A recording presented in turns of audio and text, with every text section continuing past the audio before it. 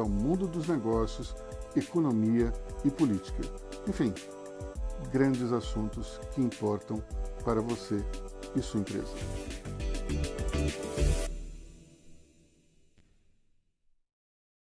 Convocação para a Assembleia Geral. A Vortex e a VX Pavarini, na qualidade de agentes fiduciários da 15ª e 22ª emissão de debêntures da Light Serviços de Eletricidade S.A., convocam para a Assembleia Geral de Debenturistas. Se você é debenturista dessas emissões, vote pelo WhatsApp, aponte a câmera do seu celular para o QR Code ou envie uma mensagem para 11 4210 4670. No WhatsApp, siga o passo a passo com a nossa assistente virtual. Para saber mais, acesse vortex.com.br. O que acontece no mercado financeiro no Brasil e no mundo está na BMC News. São 24 horas de programação para ajudar o investidor na melhor tomada de decisão. Independência e jornalismo sério. Não estamos plugados em nenhuma instituição financeira. Isso nos dá liberdade de levar a informação sem nenhum viés e sem conflitos de interesse. Ser a ponte entre as notícias, empresas, especialistas e os investidores. Tudo de uma forma dinâmica e com uma pitada de bom humor. Informação que gera valor, você sempre vai encontrar na BMC News.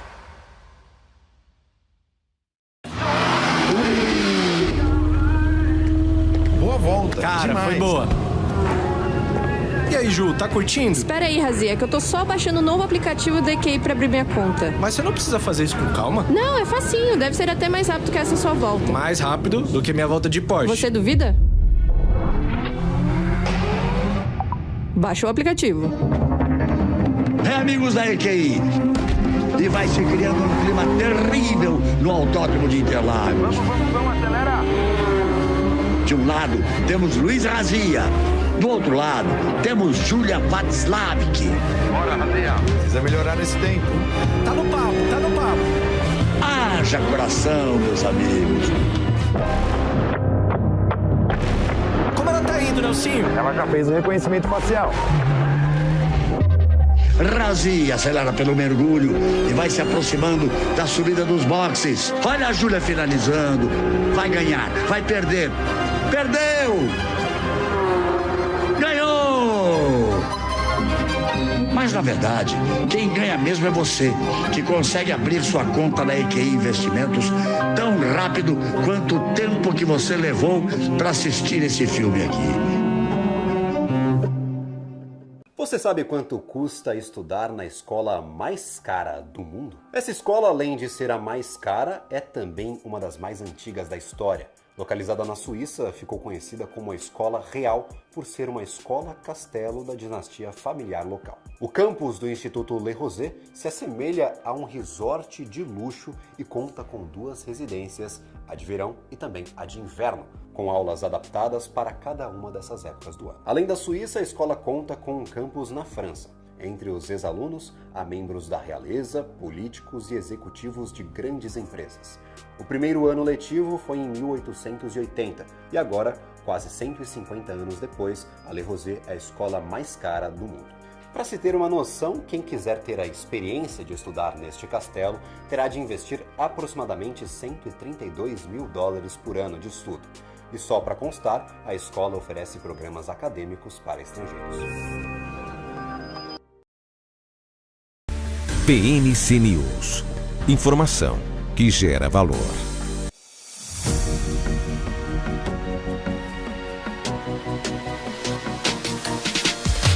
BMC News. Informação que gera valor.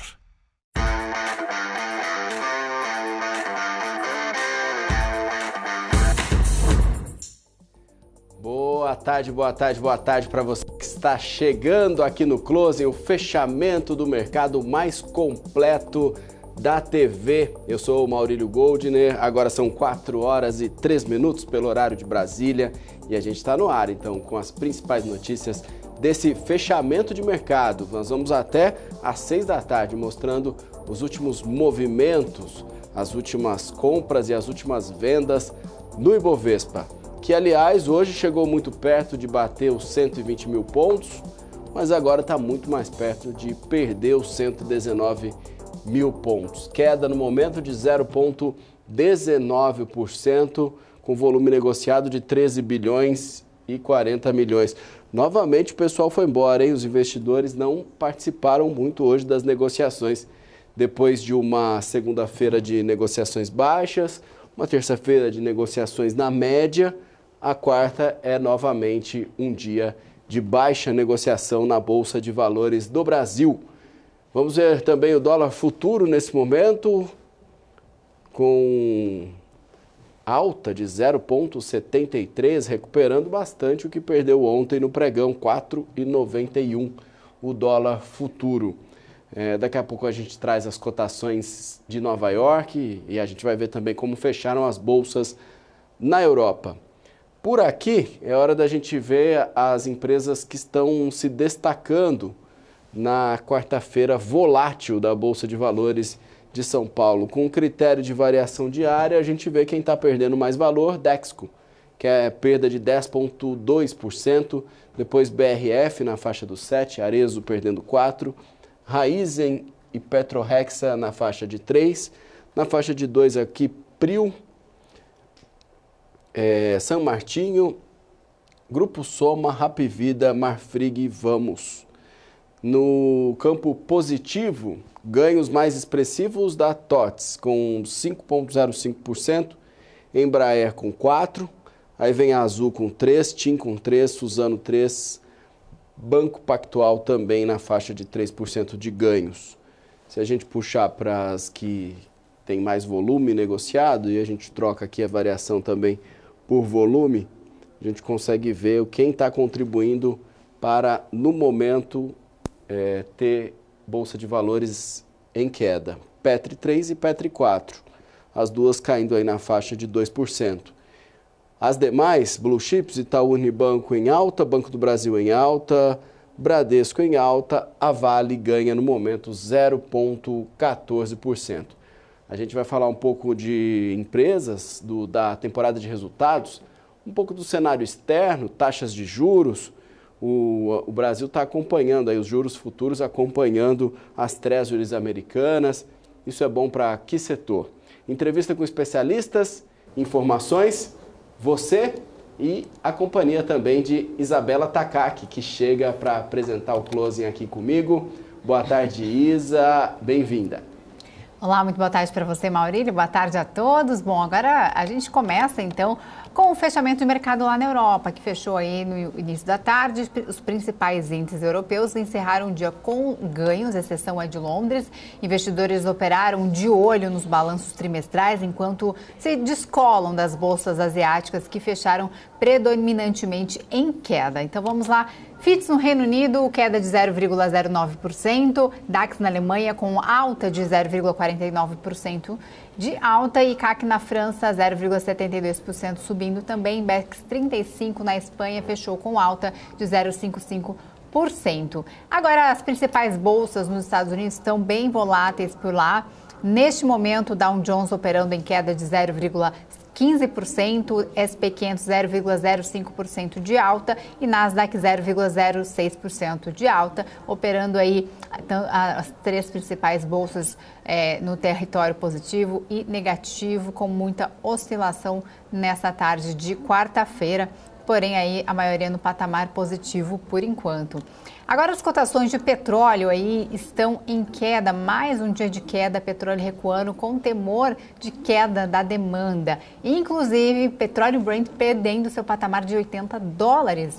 O WTI já havia perdido aí o patamar de $80 há alguns dias, porém, mesmo com a queda de ontem, o Brent ainda não tinha perdido esse patamar e perde agora. Neste momento, perdendo aí 2,57% aos $79,54 com o contrato mais negociado para janeiro de 2024, petróleo Brent futuro, que é o mais negociado e também o referência para a Petrobras, então, aí na casa dos $79, perdendo então os $80, caindo mais um dia de forte queda, inclusive ontem fechou aí com mais de 3% de queda, hoje se encaminha por mais um fechamento de queda com esse temor aí da queda de demanda de petróleo.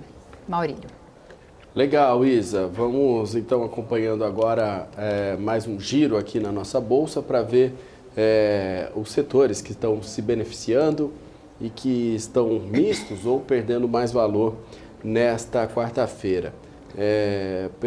O setor de varejo está bem dividido, viu? Com Lojas Marisa também com uma valorização bem grande, né? Próximo do que a gente viu ontem com Magalu nesse horário, que depois que Magalu esticou mais, né? No fim do dia, ontem Magalu estava ganhando 24%, e hoje Lojas Marisa nesse horário está ganhando 12%.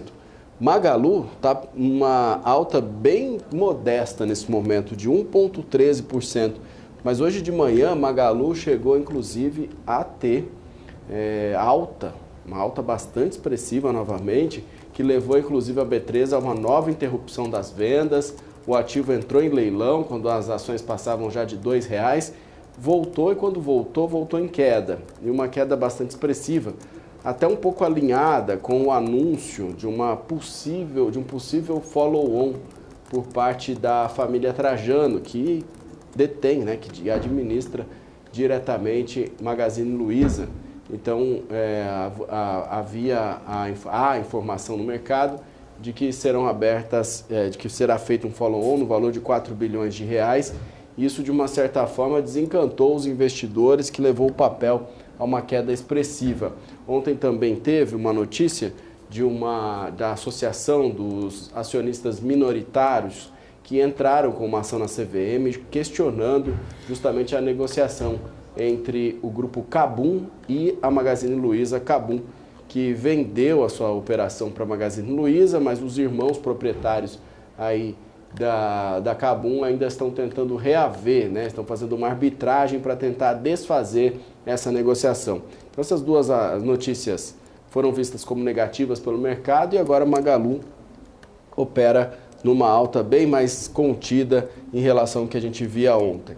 C&A subindo 2,77%, Lojas Renner também, e o grupo Açaí também subindo bastante. No lado negativo, Arezzo, Soma, Viva, Natura, Alpa e Pão de Açúcar. Isa.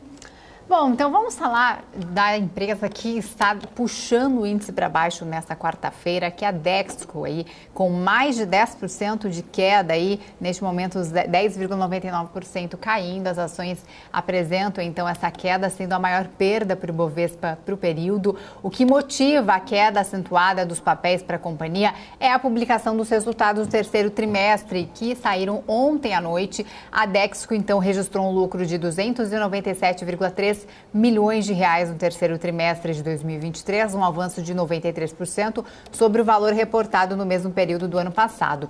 O lucro líquido consolidado cresceu 97,3% para 304,1 milhões de reais, e a receita líquida atingiu 1,76 bilhão de reais entre julho e setembro deste ano, uma queda de 18,2% em comparação com o registrado no terceiro trimestre de 2022. Segundo a companhia, o resultado foi impactado pela deterioração dos mercados em que a Dexco atua, somada à implementação planejada de software SAP 4 ali nas divisões madeira e metais e louças, que exigiu ali ajustes operacionais e acabou comprometendo a expedição dos volumes neste período. Agora, o EBITDA somou 287 milhões de reais, uma queda de 30% em relação ao valor de igual intervalo no ano passado. Temos Dexco aí para mostrar exatamente essa forte queda aí no mapa, Maurílio? Temos sim, viu, Isa? Realmente a notícia não agradou aos investidores, que experimentavam uma sequência de altas aqui, né? Na semana passada a gente viu já na sexta-feira e depois na segunda e na terça, na expectativa justamente para divulgação dos resultados que não vieram como o mercado esperava, e a gente vê essa queda bem aprofundada aqui no momento de 9,93%. Para se ter uma ideia, na abertura do mercado, cada ação estava cotada a 7,20, nesse momento 6,80. A gente segue acompanhando aqui os números da Dexco. Bom, agora a gente fala de outra ação que está caindo também, puxando o índice para baixo nessa quarta-feira. É a terceira maior queda no momento, é de Arezzo, caindo mais de 4% por conta de seus resultados. Ela registrou um lucro líquido recorrente de 107,1 milhões de reais no terceiro trimestre de 2023, um aumento de 4,2% em relação ao ano anterior. E apesar de uma queda no volume de vendas de sapatos e bolsas, a receita líquida cresceu 11,2%, refletindo uma estratégia comercial eficaz e diversificação de produtos. Arezzo, temos aí Arezzo para ver então como está operando a ação aí de Arezzo depois desse resultado aí puxando a terceira maior queda do índice. Temos sim, Isa, Arezzo que não só vende, né, não só está no setor de varejo, como também fabrica. Então, nesse momento, uma queda de 4,17%, a ação valendo R$ 59,95, é uma queda aí em relação aos números de ontem, né?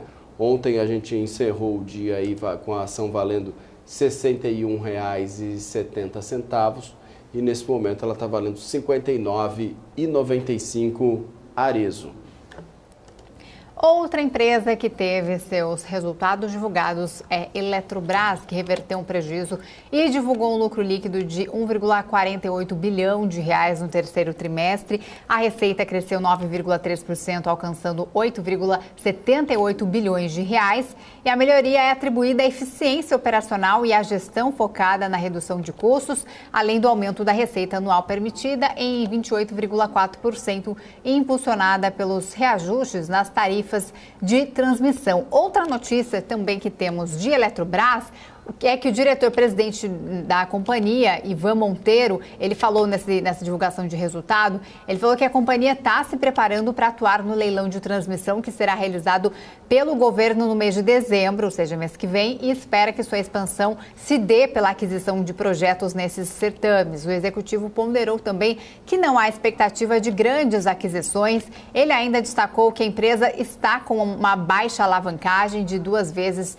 dividida ali, líquida EBITDA, ajustado mesmo considerando o pré-pagamento em notas comerciais. Além disso, o executivo pontuou que os programas de demissão voluntária realizados têm um foco claro e são feitos sem colocar risco à eficiência da companhia. E ainda falando de Eletrobras, o presidente afirmou que o estudo visando a incorporação de Furnas à holding é prioritário na linha da racionalização e busca de eficiência, mas ele evitou dar um prazo aí para essa conclusão. A companhia informou que no fim do mês de agosto tinha dado início a estudos preliminares para avaliar a possibilidade de integração das operações entre a Eletrobras e sua subsidiária integral Furnas.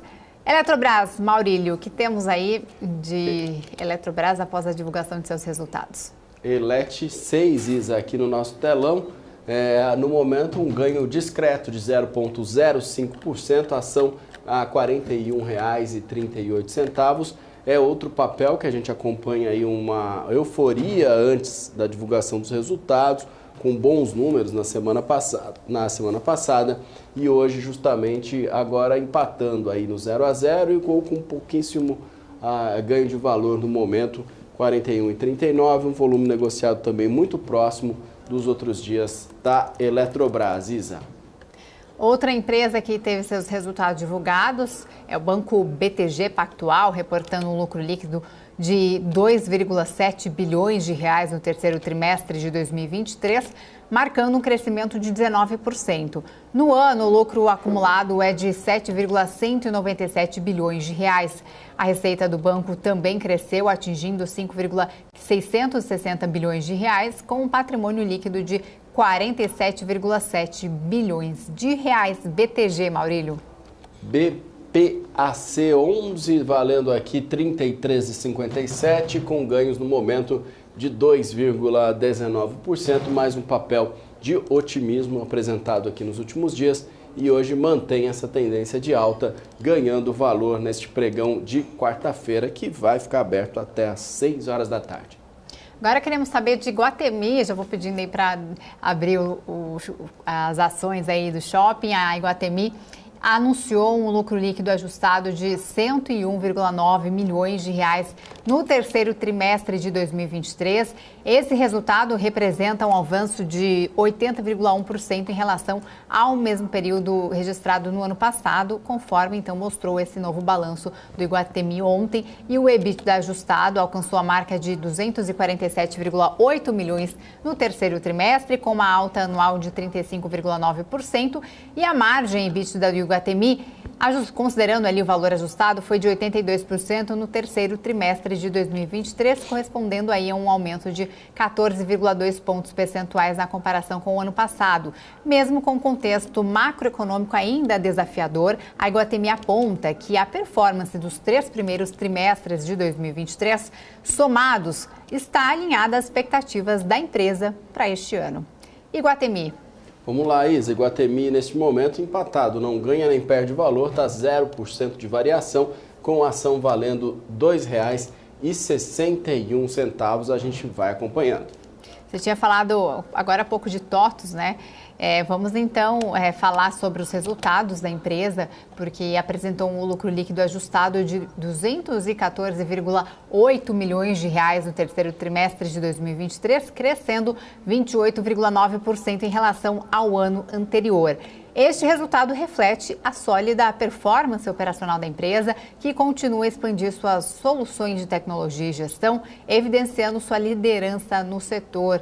TOTVS, como está operando o papel de TOTVS, Maurílio? Eu gosto de TOTVS porque o apelido é TOTVS, aí tem gente que fala TOTVS, tem gente que fala TOTVS, tá? Então ganhando aqui 4,88% no momento, um bom ganho, né, exatamente, como a gente pode perceber aqui no gráfico, que vem ganhando valor, né, e uma expectativa veio bem alta, inclusive, uma expectativa dos últimos dias, e hoje ela chegando aí nos máximos, né, vamos ver só em relação aos últimos períodos, é um valor aproximado aí de que ele já fazia mais de um ano que não batia, que é justamente esse valor aqui na faixa dos R$30, mais ou menos. Então a última vez que fechou nesse valor foi em maio desse ano, e agora apresentando esse bom resultado aí, TOTVS 3 da TOTVS, Isa.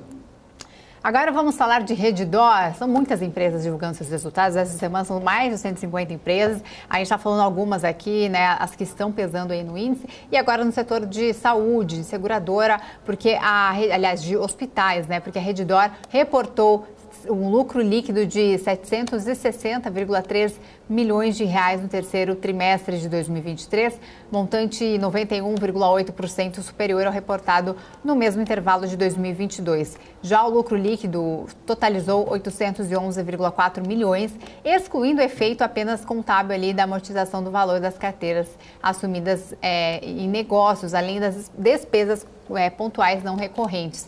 O EBITDA ajustado totalizou 2,71 bilhões de reais, um crescimento de 25% em relação ao mesmo período do ano passado, e a margem EBITDA ajustada atingiu 17,2% entre julho e setembro deste ano, uma baixa de 10,1 pontos percentuais, frente à margem registrada ao ano passado. A receita líquida somou 12,15 bilhões de reais no terceiro trimestre deste ano, um crescimento de 98% na comparação com a etapa do ano anterior, e a dívida líquida da companhia era de 15,899 bilhões de reais, um crescimento de 4,5% na comparação com a mesma etapa de 2022. Dá tempo da gente ver aí rapidinho o Redditor?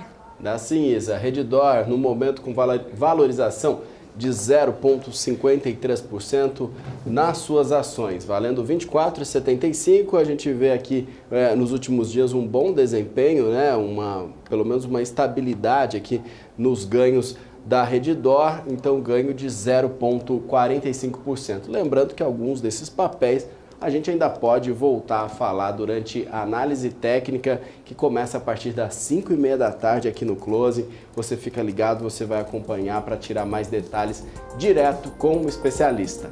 Agora, o intervalo, e a gente volta já já.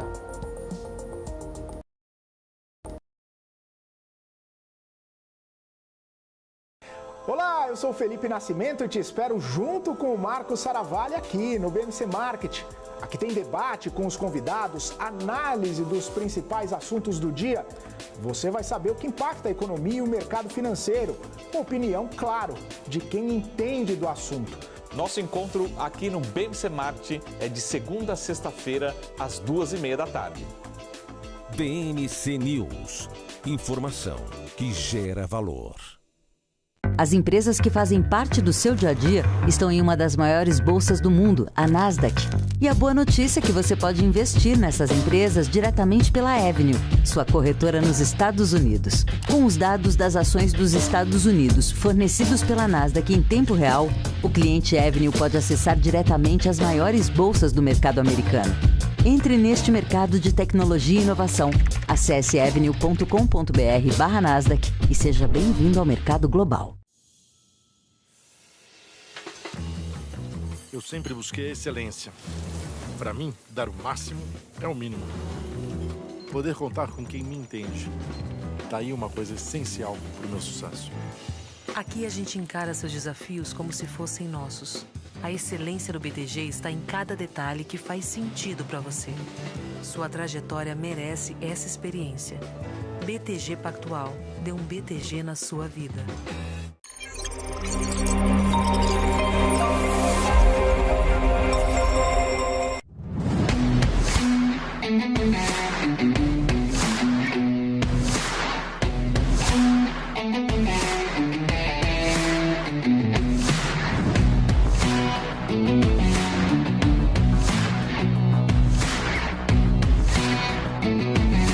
Vortex.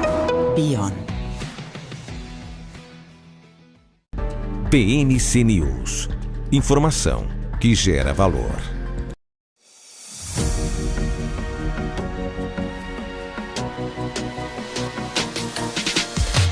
BMC News. Informação que gera valor.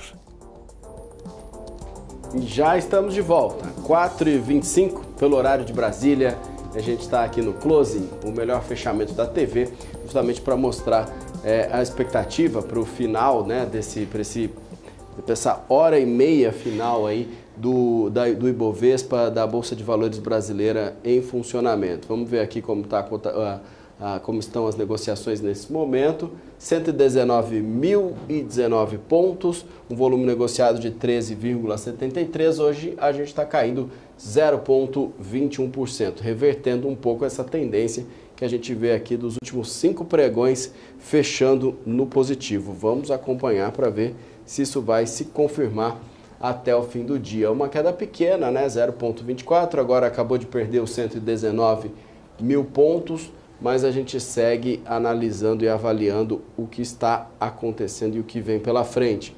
Em termos de volume, os destaques positivos, a Vale com ganhos de 0,04, Magazine Luiza acelerou de novo, hein? Olha aqui, a gente falou mais cedo sobre o grande ganho de valor nas ações do Magalu de ontem para hoje, a necessidade de uma interrupção nas vendas das ações novamente, e aí novamente a gente vê uma ação aqui bem valorizada, vou até abrir aqui mais detalhadamente, por conta desse movimento que a gente está vendo aí de ganhos de 5,65%, a ação valendo agora R$ 1,87. Lembrando que ontem chegou a valer mais de R$ 2,00. Vou pegar aqui por intervalo de tempo de 15 minutos para a gente ver exatamente como foi essa reação do Magalu. Foi justamente a partir mais ou menos aqui de 15 para as 4 da tarde que a ação começou a ter essa grande valorização.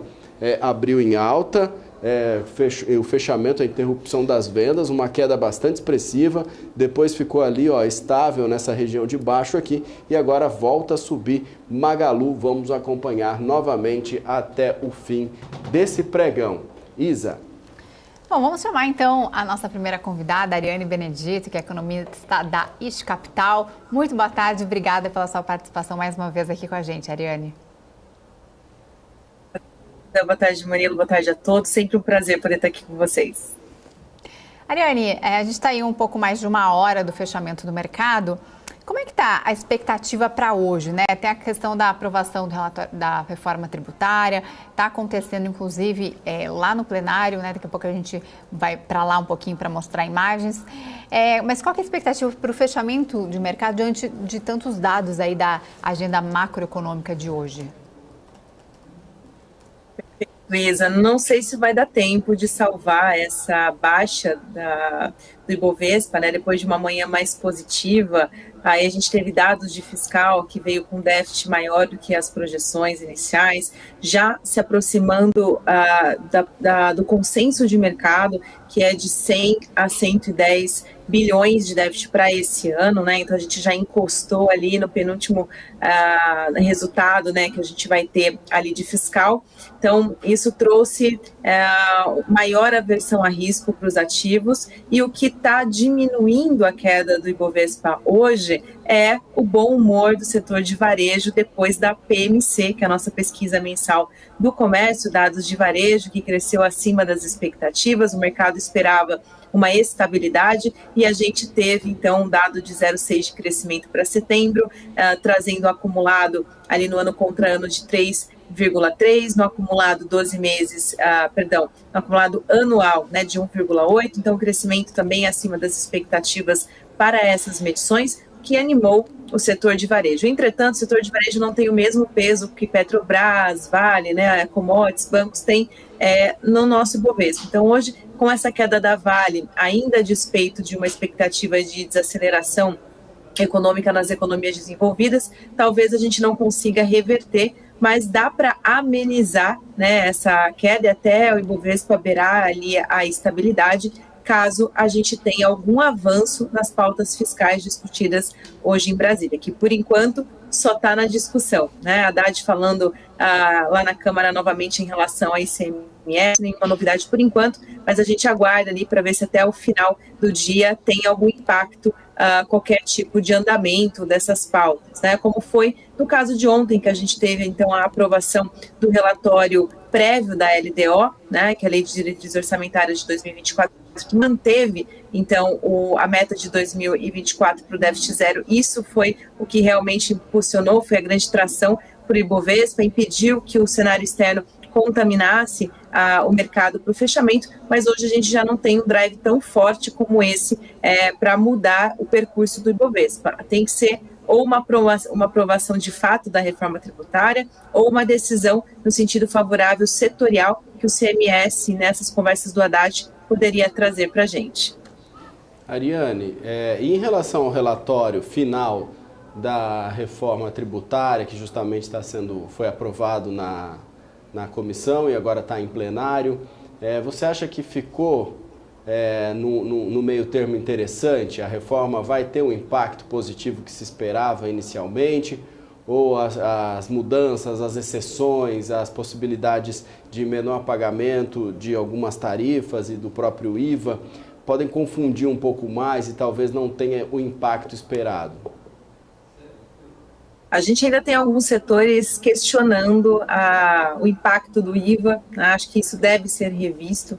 A aprovação, acho que talvez a gente não teria tão rápido assim, seria uma surpresa, uma novidade nesse sentido para hoje, exatamente porque você tem dentro do que foi aprovado, né, do texto que foi considerado, isenções para alguns setores que não estavam tão previstos ali, isso veio como forma de novidade, mas parece que agradou, e no sentido do que realmente a reforma precisava, que é essa unificação. Isso tem um impacto de longo prazo. O impacto de curto prazo seria o andamento dessa agenda, e se a gente tivesse definitivamente a aprovação do texto base, a gente tem outras ferramentas que poderiam ajustar essas arestas, talvez um reajuste de possíveis impostos que podem vir depois, né, posteriormente, ou podem ser retirados e ajustados de acordo com cada setor. Acho que essa discussão que o Haddad tem hoje, né, que causou essa reunião, exatamente por esses ajustes futuros que talvez venha a ser necessário. Mas manter o texto base em sua maioria, em sua contextualidade, é positivo, né, para o andamento da agenda e para o principal objetivo dessa reforma, que é a simplificação, para a otimização, que você já começa a ter para o ano que vem uma nova modalidade para facilitar ou antecipar receitas, que é o que de fato a reforma tributária traz, né, como princípio, como objetivo principal dessa reforma. Agora, voltando a falar da meta, que você estava dizendo que isso pode aí alterar o caminhar do índice hoje, né, uma expectativa aí dessa discussão do Haddad. Enquanto a gente está nessa grande discussão, inclusive, né, em relação a alterar a meta ou não, né, se o governo vai ter que fazer algum tipo de contingenciamento ou não, né, Lula diz que não, porém não sabemos. A minha dúvida é sobre o seguinte, né, enquanto tivermos gastos vinculados à receita, o país vai conseguir equilibrar as contas públicas? Isso não pune mais a eficiência de recursos e do crescimento? Vai sim, Isa, é o maior desafio que tem, né? Acho que para o mercado, manter a meta de déficit zero estipulada pelo próprio governo e essa aprovação, ela não ter sido alterada, é positivo pelas contrapartidas que a gente tem de não cumprimento dessa meta estabelecida como impedimento de aumento das despesas para os próximos anos, né? A questão da gente ter que crescer a arrecadação também para as despesas serem tratadas num movimento talvez de expansão para os próximos anos, isso impede que a gente tenha os gastos descontrolados e traz maior previsibilidade para as projeções. Então, manteve a meta. Obviamente, o mercado trabalha com esse consenso, a academia trabalha com esse consenso de que está muito remoto, né, um possível cumprimento de déficit zero, exatamente porque a gente tem arrecadação dependendo de crescimento e de inflação, ambos os cenários com projeções menores do que esse ano e os anos anteriores. Isso dificulta, e a gente também ainda passa por essa conjuntura de aperto monetário e riscos por ambas as partes, que talvez impeça que a gente melhore essa projeção ou tenha realmente uma atividade, um PIB real mais forte para o próximo ano. Isso deve impedir que a gente tenha, né, essa expansão, ou seja, cumprimento da meta pelo menos mínima ou aproximada do que foi estabelecido, e isso vai acionar os gatilhos que vão impedir essa expansão de despesa. Na minha opinião, o que mais a gente precisa, de fato, é um controle de despesa, que eu chamo de remédio amargo, porque quanto mais a gente expandir essa base, mais dificuldade a gente vai ter para entregar um risco país ajustado, que é o crescimento da dívida em relação ao PIB. Inclusive, a gente teve esse dado divulgado hoje, né? Sai o resultado de orçamento, que a gente teve esse déficit de 99,8%, né, na despesa nominal, e a gente teve a dívida em relação ao PIB bruta já em 74,4% do PIB e a líquida 60,4%. Esse número ele tem que ser cada vez menor para que você tenha um ambiente de confiança para a expansão, seja um investimento produtivo ou especulativo. Ele é o principal parâmetro, né? Então, manter a meta da forma com que foi colocada, a LDO, a prévia ter sido passada assim, isso abre espaço para que, mesmo que a gente tenha no dado real da economia esse número aumentando, ainda assim uma questão de confiança, porque você trava para os próximos anos, você dilui essa incerteza. Fica mais previsível, mesmo que o número não seja bom. Obviamente que tem uma questão, como a própria fala do presidente, sobre usar os bancos, né, para os bancos públicos para financiamentos, ou seja, diminuição de juros para financiamento de alguns setores. Isso nada mais é do que configura uma política mais expansionista, porque você está flexibilizando e aumentando uma base monetária para alguns setores. Isso vai contra o que o Banco Central está fazendo nesse momento, que é uma política monetária contracionista, para que a gente não tenha problema no horizonte relevante. Isso é uma piora. Ou seja, eles conseguem ainda assim acharem mecanismos que podem prejudicar essa conta aqui, que não está ligada propriamente dito na conta de orçamento, né, mas ela vai compor uma certa parcela e ela vai ter um impacto na economia real.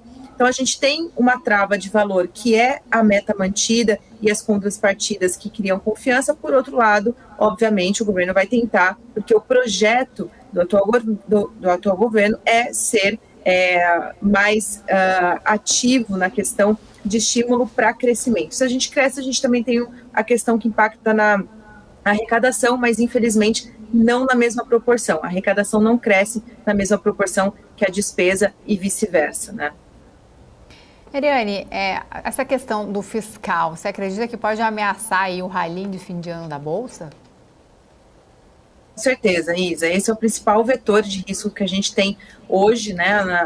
Eu acho que a única questão que pode acelerar, né, pode trazer ao rally de fim de ano, ou pode impedir que isso aconteça, né? Porque se a gente tiver ruídos ou algumas aprovações no sentido contrário do que o mercado está esperando, que pode ser até mesmo a colocar questões novamente que já foram estabelecidas, o mercado quer a aprovação da agenda que está em andamento, o texto da reforma tributária, da forma com que foi estabelecido, e depois faz ajustes, talvez por MPs, tem outros instrumentos que a gente pode ajustar essa reforma mais para frente, né? Mas que pelo menos um texto base seja passado. Esse atraso, o mercado já precificou, já reagiu, mas ainda assim, talvez a gente entre 2024 com uma agenda pendente ainda, um restante do que ficou desse ano. Isso vai diminuir que a gente tenha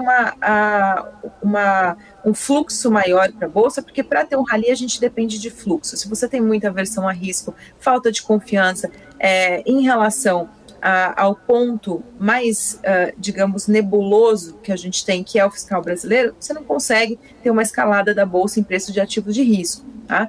Fora isso, inflação, taxa de juros, PIB está previsível, está caminhando como a gente precisa, está correspondendo bem, então de fato fica o fiscal. Além disso, quando a gente não tem a gente não tem uma trava de valor, né, que impeça essa repassada de risco do exterior para cá, que é o que acontece com o fiscal, né, a gente fica com uma agenda mais fraca, uma conjuntura mais arrumada, a gente fica dependendo do exterior. E hoje a gente não tem essa trava de repasse de risco para cá. Então a gente também tem uma parcela dependente de lá, né, do resultado do que vai acontecer nessa última programação de fim de ano. A gente teve o Powell falando agora à tarde, a expectativa era grande, se caso ele falasse sobre política monetária, as bolsas por lá piorariam e a gente teria também essa intensidade da bolsa piorando, ou seja, a gente ainda está muito exposto ao que é dito, né, sobre dirigentes em relação à política monetária lá, essas decisões também, exterior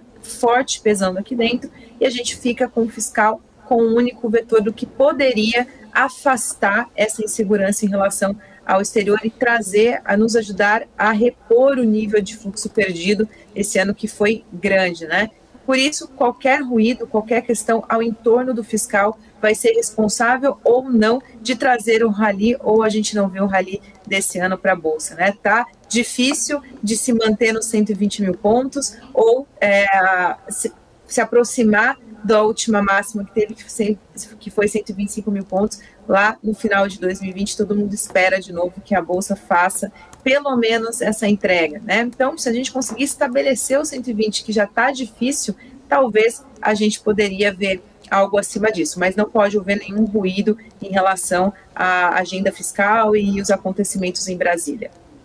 Ariane, você comentou a fala do Jerome Powell, né? Havia uma grande expectativa do mercado, ele não ter falado de uma certa forma frustra um pouco o mercado, que fica atento, esperando alguma pista, mas o nosso presidente do nosso Banco Central, Roberto Campos Mello, acabou de falar, e ele acabou de fazer uma declaração importante aqui sobre meta fiscal e falou que o mercado tende a aumentar o prêmio de risco e que mudar essa meta fiscal agora geraria muitas incertezas e que os investidores, as pessoas do mercado, pensariam que foi abandonada.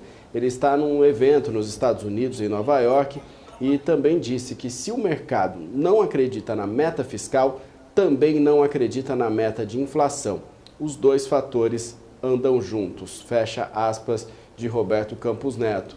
Tudo que Jerome Powell não falou, Campos Neto fez questão de deixar clara a posição aqui do Banco Central, né?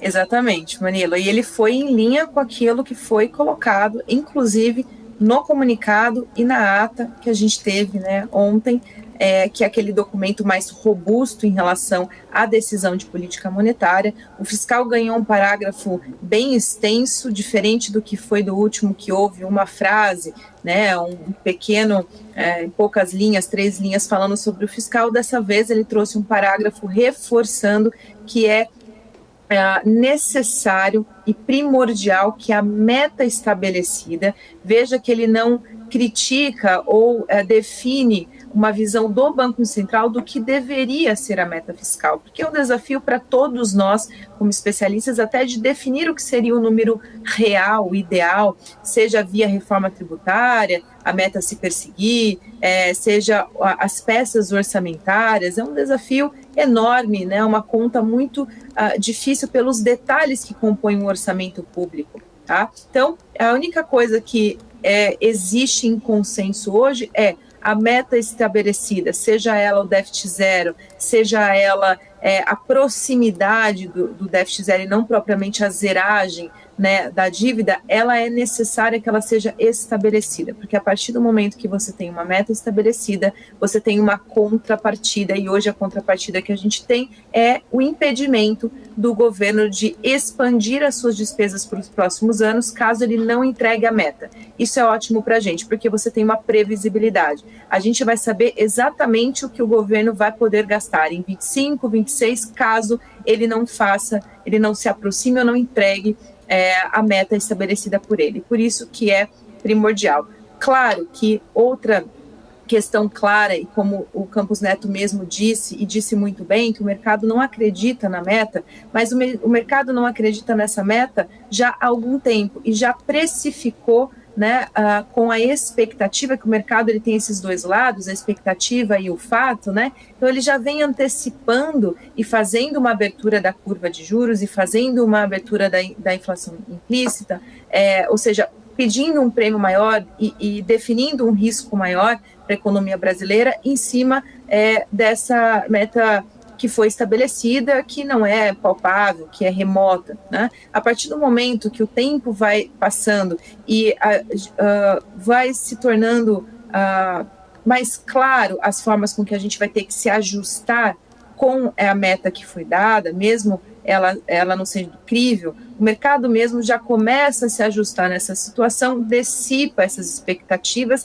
mantém na estabilidade do que foi precificado na curva de juros e na inflação, fica mais previsível para o Banco Central definir a política que vai ser exercida em cima dessas questões. A partir do momento que você tem uma mudança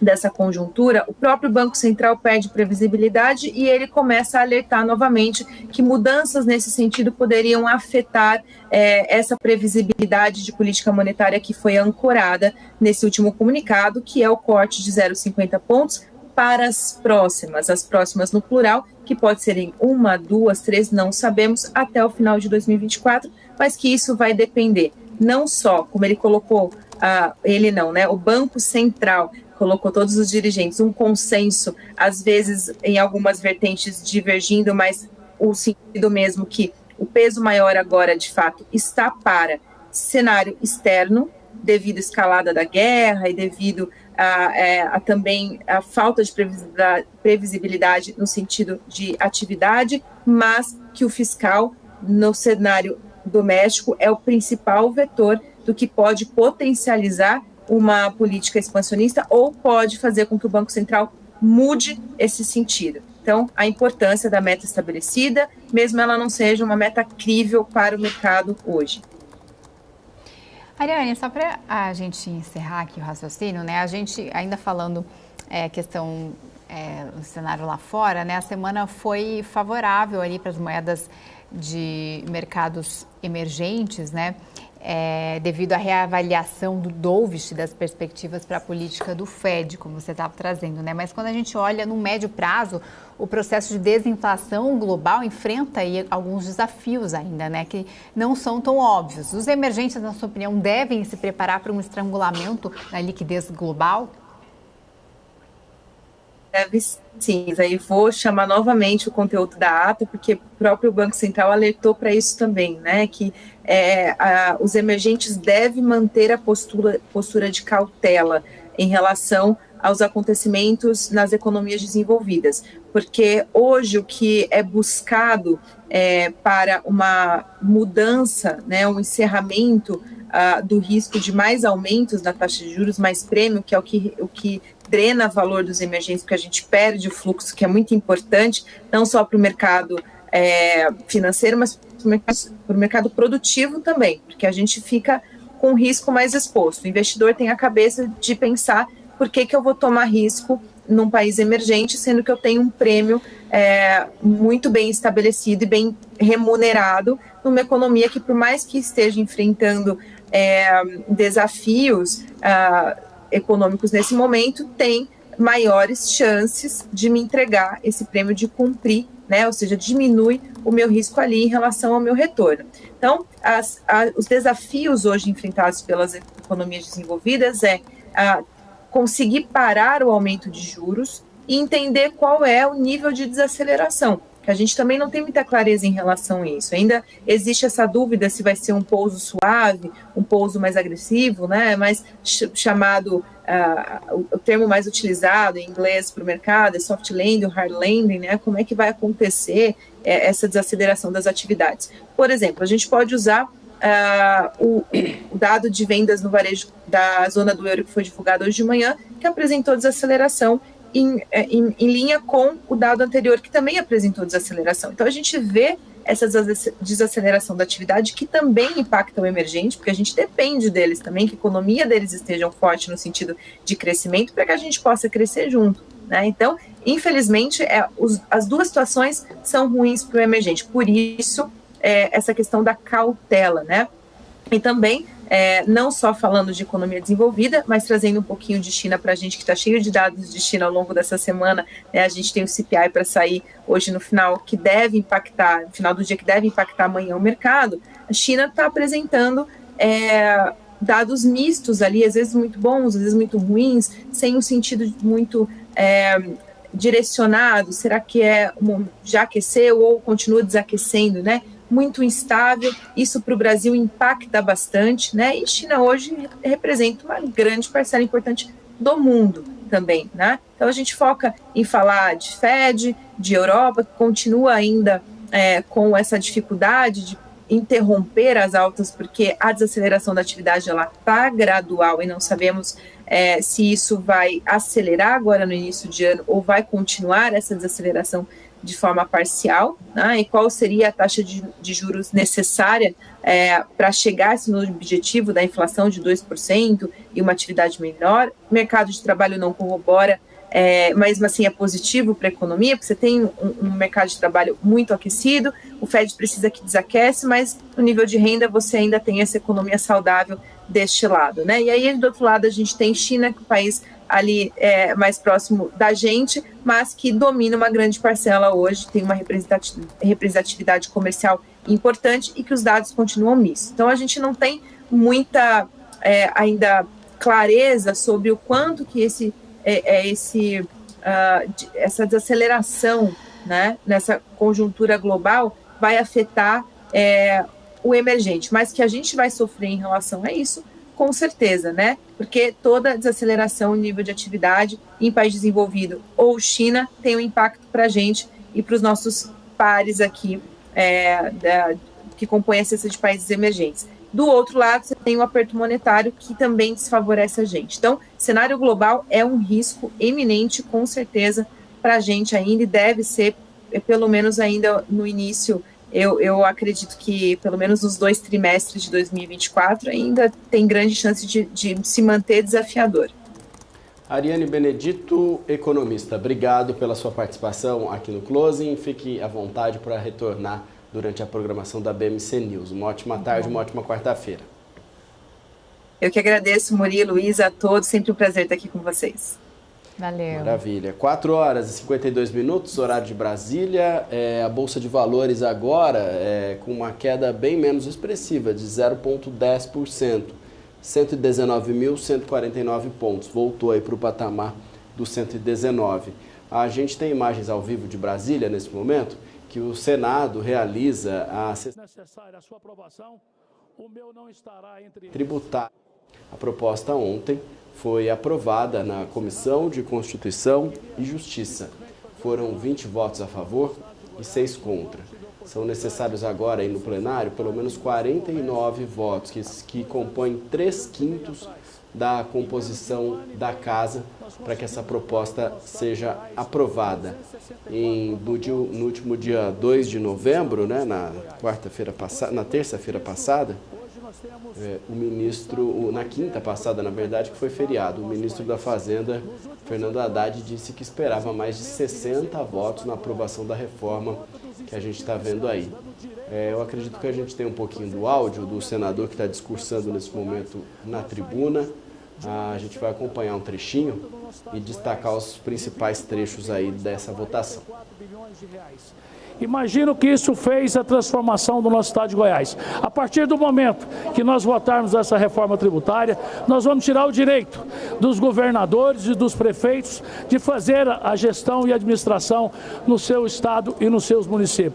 Então fica muito claro aqui a minha posição, o meu voto contrário à reforma tributária, e eu queria também pedir aos caros senadores, a cada um de vocês, que coloque a consciência, principalmente os estados que precisam de desenvolvimento, qual vai ser a política que eles vão ter ao longo dos anos para levar a empresa para os estados, principalmente o centro-oeste e o norte e nordeste do nosso país. Eu queria saber qual é a mágica que vai levar uma indústria para o Pará, como que vai levar uma indústria para o norte e nordeste do nosso estado de Goiás. Sem os incentivos fiscais, não conseguimos fazer isso. Hoje eu posso dizer que o nosso estado de Goiás hoje tem crescido a passos largos porque fizemos o dever de casa. Então fica aqui a responsabilidade de cada um dos senadores, aprovando senador Wilder Moraes discursando aí na tribuna, não é favorável à reforma tributária, ele é da oposição, PL de Goiás, está falando aí bastante a respeito do estado dele. Quando tiver a votação em si, se a gente ainda tiver ao vivo aqui no Closing, a gente mostra para você exatamente a repercussão, os votos e o que tiver acontecendo no Senado Federal. Agora são 4 horas e 55 minutos, a gente vai fazer um intervalo rapidinho. Na volta temos mais especialistas, mais ações, mais análise, mais informações e as últimas notícias do Brasil e do mundo que tem relação justamente com os seus investimentos. Fique com a gente, o intervalo é rapidinho. PNC News. Informação que gera valor. No pré-market você fica por dentro de todas as notícias que vão impactar os mercados no Brasil e no mundo. Eu sou Marco Prado e junto com os melhores analistas vamos ajudar a preparar o seu dia, sempre trazendo informações importantes e as atualizações das bolsas internacionais e os mercados futuro. Tudo isso para melhorar o seu investimento. De segunda a sexta-feira, a partir das 8 horas da manhã. PNC News. Informação que gera valor. Conheça a Brasil Paralelo, o único streaming que oferece uma experiência completa, que começa antes de cada filme com a sinopse em vídeo e continua depois que os filmes acabam com as análises e podcasts sobre o que acabou de assistir. Somos o grupo de comunicação que produziu Brasil, a Última Cruzada, a série de história que mudou a forma do brasileiro olhar para o seu passado. Junte-se às mais de 600 mil famílias que assinam a BP.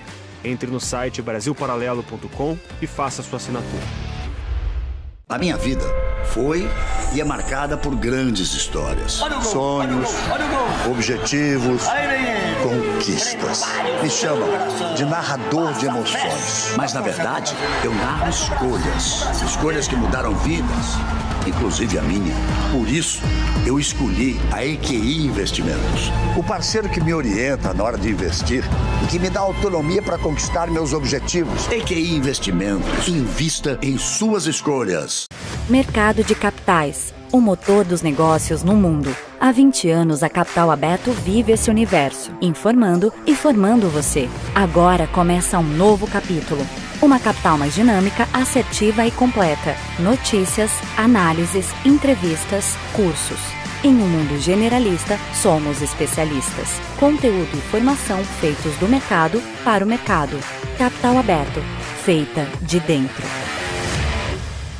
Convocação para a Assembleia Geral. A Vortex e a VX Pavarini, na qualidade de agentes fiduciários da 15ª e 22ª emissão de debêntures da Light Serviços de Eletricidade S.A., convocam para a Assembleia Geral de Debenturistas. Se você é debenturista dessas emissões, vote pelo WhatsApp, aponte a câmera do seu celular para o QR Code ou envie uma mensagem para 11 4210 4670. No WhatsApp, siga o passo a passo com a nossa assistente virtual. Para saber mais, acesse vortex.com.br.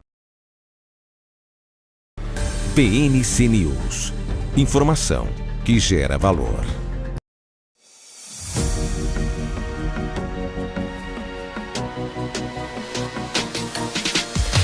PNC News. Informação que gera valor. 4h58 pelo horário de Brasília. O Ibovespa resistindo bravamente, já que agora a Vale também está caindo. Petri 4 e Vale caindo neste momento e o índice Ibovespa caindo só 0,08%, ainda na casa dos 119 mil pontos. Volume de negociação em 14 bilhões 850 mil. Além de Petrobras e Vale, a gente tem o PRIO também caindo aqui, uma queda um pouquinho mais acentuada. A Hapvida BRF com uma queda de 8,65%. A Desco estava caindo mais de 10%, agora está caindo na faixa dos 9%. No lado positivo, Magalu recuperando o ímpeto de subida aí com 5,8%. Vale a pena a gente ver Magalu novamente, que é um papel que está em alta e está dominando aí exatamente as expectativas dos investidores e as apostas também do que vai acontecer com esse papel. Nesse momento valendo 1,86. É um número maior do que ontem. Ontem fechou 1,77, 1,76 e hoje já está valendo 1,86. O ganho nesse momento de 5,08% Magalu. Outras altas, TOTS continua com 4,81, continua uma boa subida, uma boa elevação. TIM superando aí a faixa dos R$17, voltando a negociar nessa faixa, máximas históricas desse papel. Vivo é outra empresa de telefonia com uma alta expressiva, 2,31. Embraer em alta, Banco do Brasil e Bradesco também acompanhando essa tendência mais positiva. Agora, 5 horas em ponto, a gente tem negociações no mercado, então ainda até às 5 horas da tarde. Vou aproveitar para fazer um giro aqui pelas bolsas de Nova York. Dow Jones em queda de 0,29, S&P 500 em queda de 0,05 e Nasdaq queda de 0,09%. Em relação às moedas, o dólar 4,90 na cotação de hoje, 4,92 no dólar futuro, uma alta aí de quase 1% nesta quarta-feira. Isa. Bom, já que você está dando as cotações, vou dar então o fechamento de petróleo, que encerrou em queda em meio a preocupações com a demanda. Queda para o barril Brent, perdendo o patamar realmente dos $80 aos $79,54. O barril caiu 2,53%. Então, fechamento aí para janeiro de 2024. Vamos então com o nosso segundo entrevistado para falar sobre a reforma tributária que está sendo discutida, votada lá no plenário em Brasília. Rua Carlos Arruda, diretor-geral do Ranking dos Políticos. Muito boa tarde, obrigada pela sua participação aqui com a gente. Boa tarde, Murilo. Boa tarde, Isabela. Para mim é uma grande honra estar com vocês. Boa tarde à audiência. Bom, a gente está acompanhando imagens, né? A gente já acabou de mostrar também um trecho de um senador se manifestando seus votos. A gente falou também que são necessários pelo menos 49 votos ali, que seriam 3/5 da composição da casa, para a proposta ser aprovada. Você que acompanha os bastidores de Brasília, como é que você está enxergando esse dia de hoje, essa votação, né? Deve se estender até amanhã. E como é que você está enxergando? Qual é a perspectiva? Deve passar? Como é que está em relação à oposição? Eu sei que tem uma briga aí em próprio PL, né, que é a oposição do governo, porém alguns vão votar a favor, outros contra, não tem uma decisão definida ali do próprio partido, da direção do partido. Como é que está o bastidor desta reforma tributária?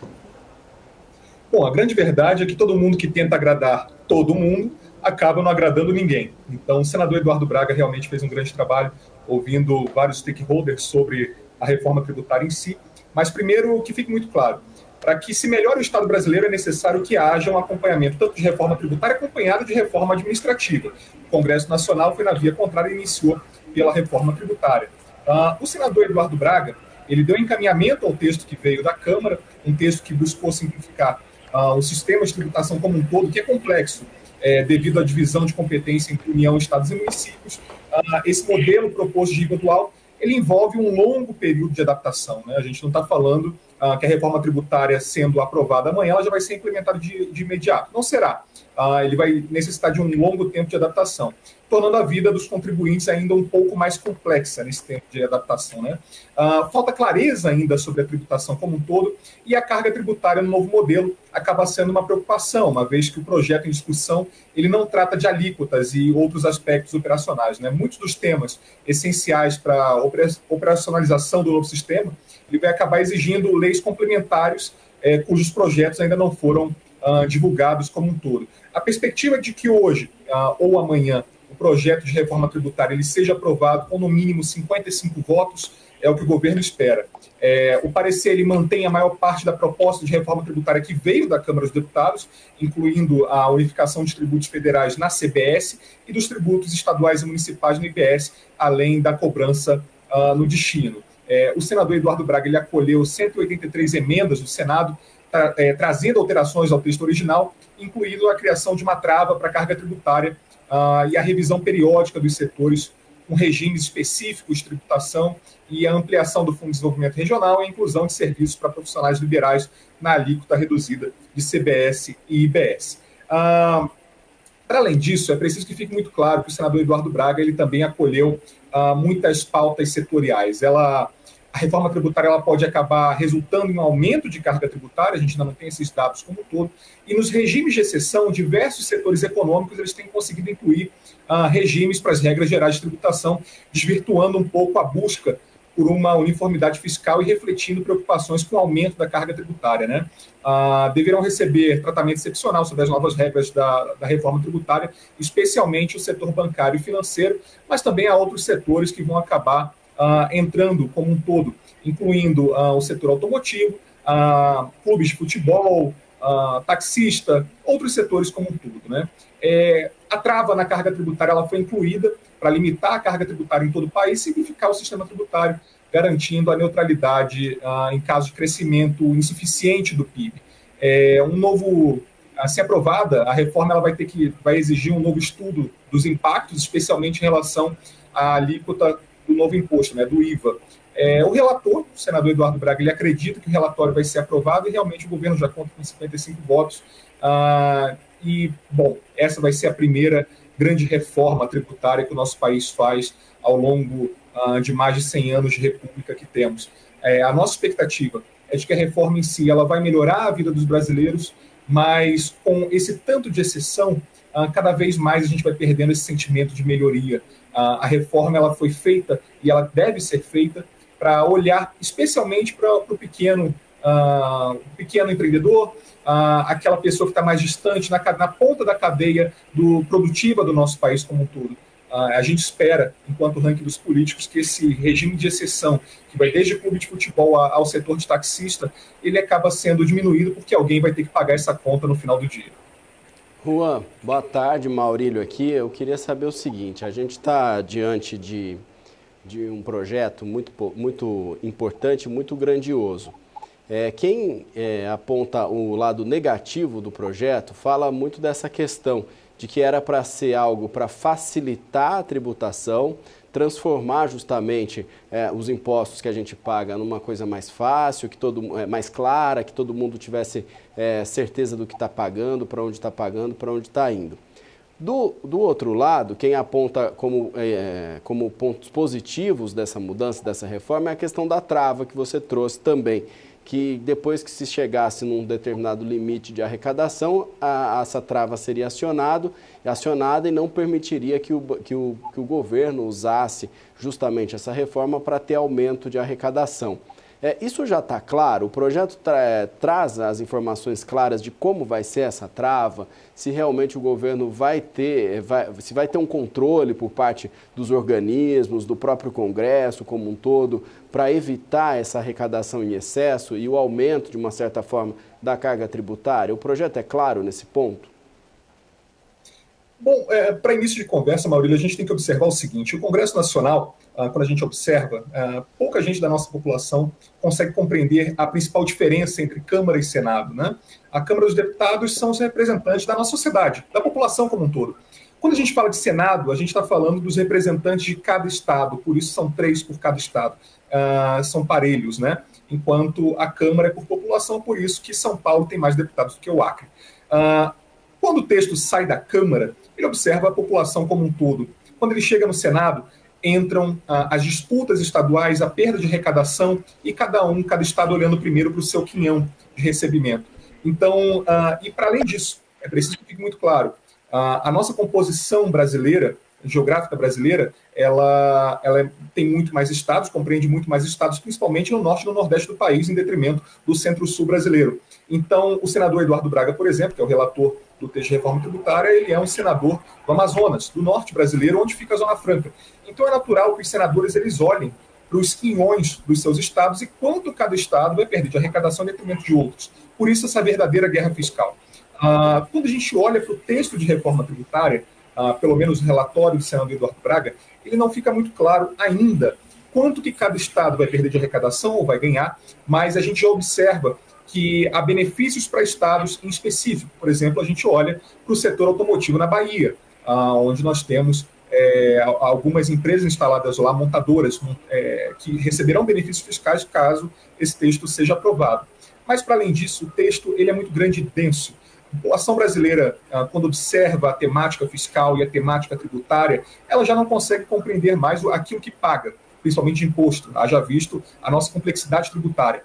E pelo texto, é uma tentativa de simplificar, mas que ainda não pega a grande camada brasileira que consegue compreender o que vai pagar de fato de imposto.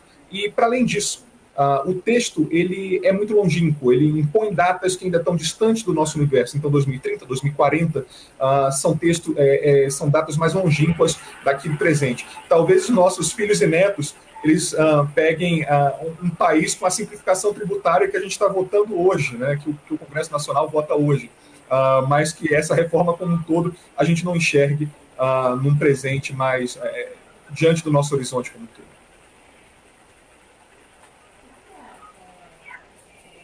Também, algumas pessoas que a gente entrevistou disse que esse texto, né, que foi aprovado, que está tramitando, seria algo para centralizar mais para o governo todos esses impostos. Realmente, com essa nova reforma tributária, os valores, né, serão mais centralizados, né, vai realmente ter aquele conselho de transparência, né, assim como era um dos planos deles, né, porém muito questionado principalmente pela oposição, né, porque seriam pessoas escolhidas pelo próprio governo. Você acredita que vai centralizar maior toda essa renda para o governo federal? E só para acrescentar aqui, que eu acabei de receber uma atualização, a equipe do ministro Fernando Haddad já admite que a alíquota do IVA poderá ficar acima de 27,5%. Só para acrescentar essa informação também.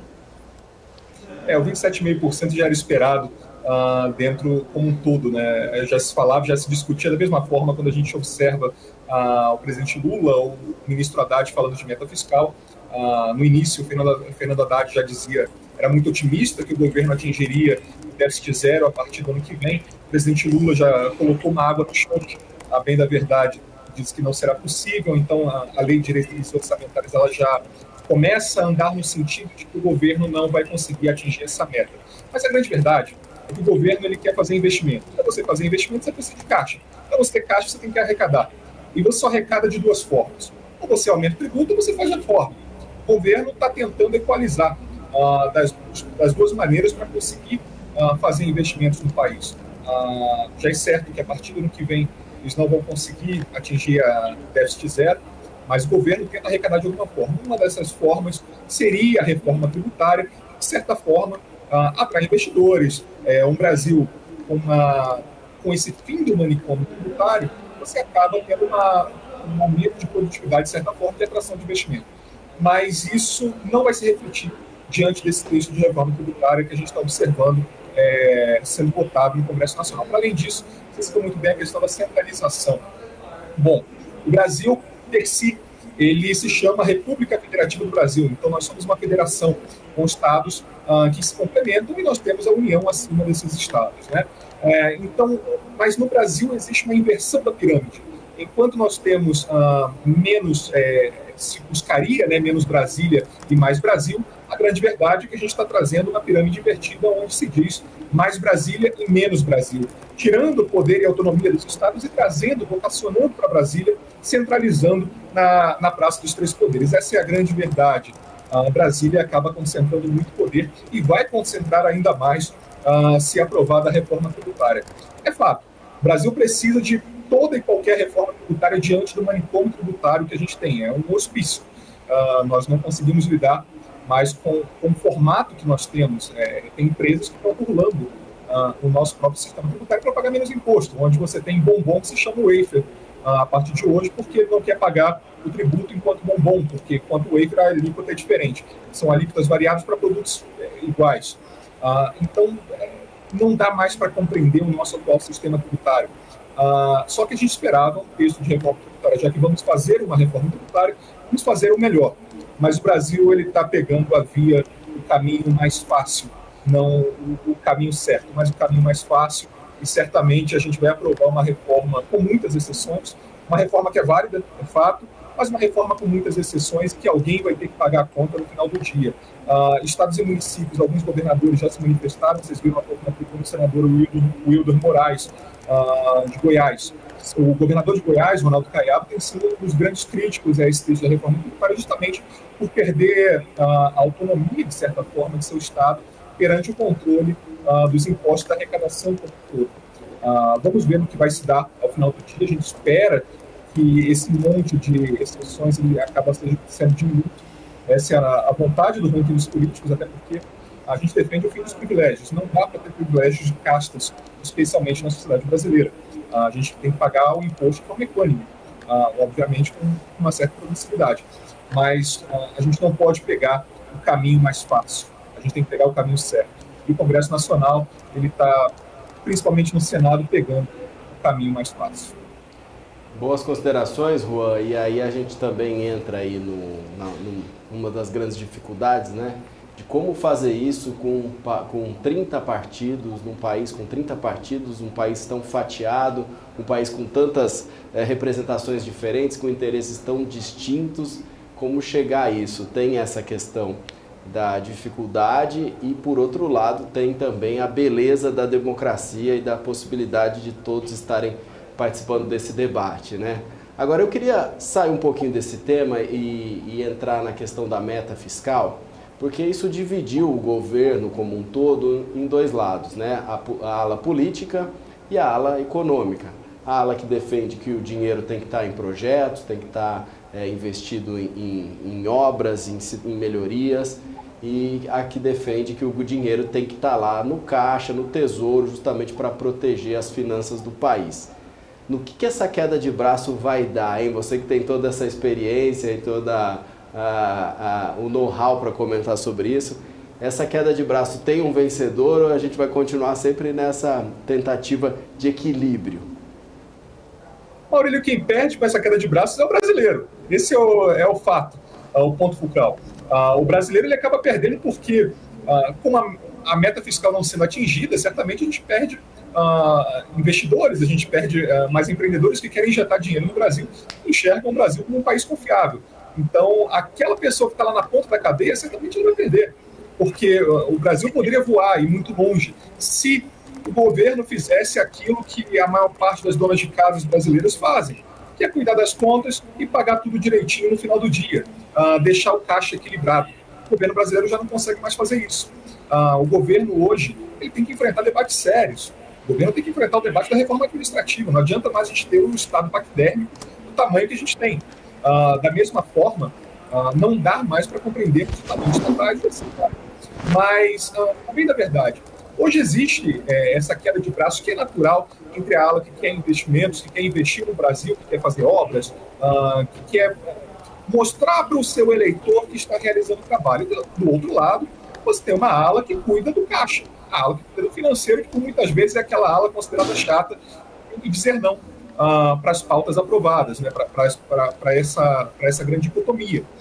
Nessa queda de braço entre a ala fiscal e a ala de investimentos, que perde o brasileiro. Mas certamente já era sabido que dificilmente o governo brasileiro atingiria essa meta fiscal de esse déficit zero. O relator da Lei de Diretrizes Orçamentárias, o deputado Danilo Forte, ele já tem dito que deve colocar ali entre 0,25% a 0,5% de déficit, mas ainda não chegou numa equação. Mas fato é que a gente deve balançar, deve ficar no 0,5% ali de déficit, já esperado para o ano que vem.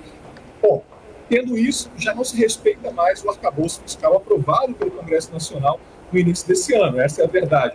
Então, buscou-se uma solução com o fim do teto de gastos, né, criado no governo Temer, aprovaram o arcabouço fiscal, o arcabouço ele acabou já sendo diminuto e já não sendo mais respeitado. O governo brasileiro ele já não respeita mais aquilo próprio que colocou como meta. Mas vamos ver como vai se dar os próximos meses e ao longo de 2024. O ministro Fernando Haddad ele tem sido bem sereno e tem aplacado muito bem a sua defesa em torno do déficit zero. Da mesma forma, o presidente da Câmara, Arthur Lira, ele já disse que há outras formas de se alcançar esse déficit zero e essa busca pelo déficit zero, mas temos que ver aí que o governo vai ter que enfrentar pautas difíceis, como, por exemplo, a reforma administrativa, como, por exemplo, privatizações, vai ter que diminuir o inchaço do seu Estado. Será que o governo está disposto a fazer isso? Essa é a pergunta que vamos ficar com a pulga atrás da orelha para 2024. A gente está acompanhando, então, ao lado ali, cenas da votação que acontece neste momento, ao vivo, lá do Senado, onde acontece a votação plenária da reforma tributária. Lembrando que a proposta foi aprovada ontem, terça-feira, na CCJ. Foram 20 votos a favor e 6 votos contrários. A gente estava falando mais cedo com uma economista em relação da discussão ali do ministro Fernando Haddad em relação à meta fiscal, né? O mercado está numa expectativa muito grande, aliás, o cenário macroeconômico está influenciando também muito aí nesse índice. Tem a questão do déficit, se realmente vai perseguir essa meta, né, do déficit zero, ou se eles vão ali acabar comprometendo o contingenciamento. Eu queria entender, na sua opinião, na sua experiência, né, como é que você está enxergando também outra queda de braço, né, se realmente eles vão conseguir chegar no acordo, né? O mercado tem uma expectativa muito grande em relação a essa questão fiscal, obviamente, para poder seguir ali até para o famoso rally de final de ano, né? Como é que você está vendo aí nos bastidores de Brasília essa questão fiscal, essa questão da meta entre tanto a questão política, tanto a questão econômica, como trouxe o Maurílio, né? Como é que está se articulando? O Congresso Nacional deu recados claros ao Palácio do Planalto ao longo desse ano, dizendo com altivez: bom, presidente Lula, Palácio do Planalto, vocês podem muito, mas não podem tudo. Nós temos que frear alguns dos desejos que vocês têm até para observar uma lógica econômica. Não dá para você gastar mais daquilo que você arrecada. Então, o Congresso Nacional já deu indicativos de que frearia políticas popularescas ou populistas ao longo desse ano. O presidente Arthur Lira ele já deu indicativos claros ao Palácio do Planalto que existem remédios amargos, a bem da verdade, mas que existem remédios para que se alcance esse déficit zero ao longo do próximo ano. Da mesma forma, Fernando Haddad, enquanto ministro da Fazenda, quando chega, alçado a esse posto, a esse cargo de ministro da Fazenda, ele provocou certas emoções, haja vista o passado, muito ligado especialmente a essa ala de mais investimento, essa ala do PT, mais gasto público, né, aumento do Estado. Fernando Haddad tem se mostrado muito sereno e uma defesa muito enfática em torno do déficit zero e da responsabilidade fiscal. Então, a gente espera, o presidente Lula confia muito em Fernando Haddad, haja visto que em 2018, enquanto o presidente Lula não pôde se candidatar à presidência da República, ele indica que é o futuro do Partido dos Trabalhadores do PT.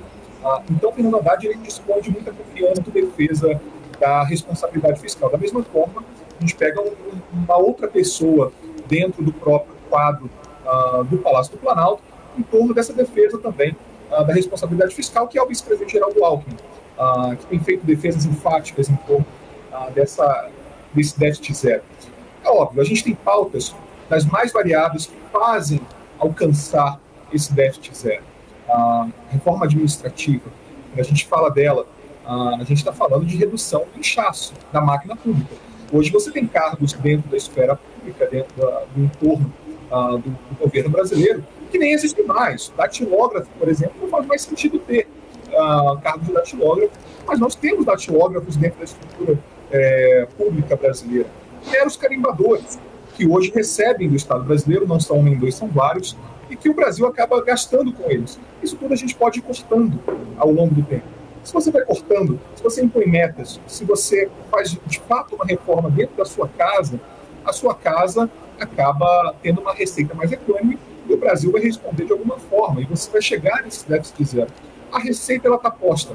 Ela não é simples, ela não é fácil. O remédio de fato é amargo, vai ser amargo para alguém, mas é o caminho certo, não é o caminho fácil. E é isso que se espera, e isso tem o presidente Arthur Lira da Câmara dos Deputados tem defendido com muita ênfase.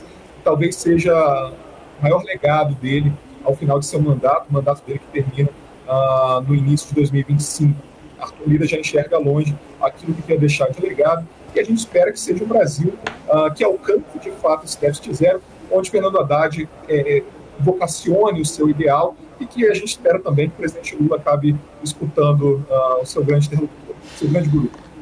Obrigado, viu, Juan, pela sua participação. Diretor-geral do Ranking dos Políticos, Juan Carlos Arruda. Boa tarde para você. Eu que agradeço, pessoal. Vamos agora, então, com imagens direto do Senado. A gente continua ali, a gente estava no quadradinho, agora a gente pode colocar em tela cheia, justamente por conta do discurso, nesse momento, no púlpito ali, do senador Eduardo Braga, do MDB do Amazonas, que é justamente o relator da reforma tributária. Vamos ouvir um pouquinho das considerações a respeito do que ele está falando.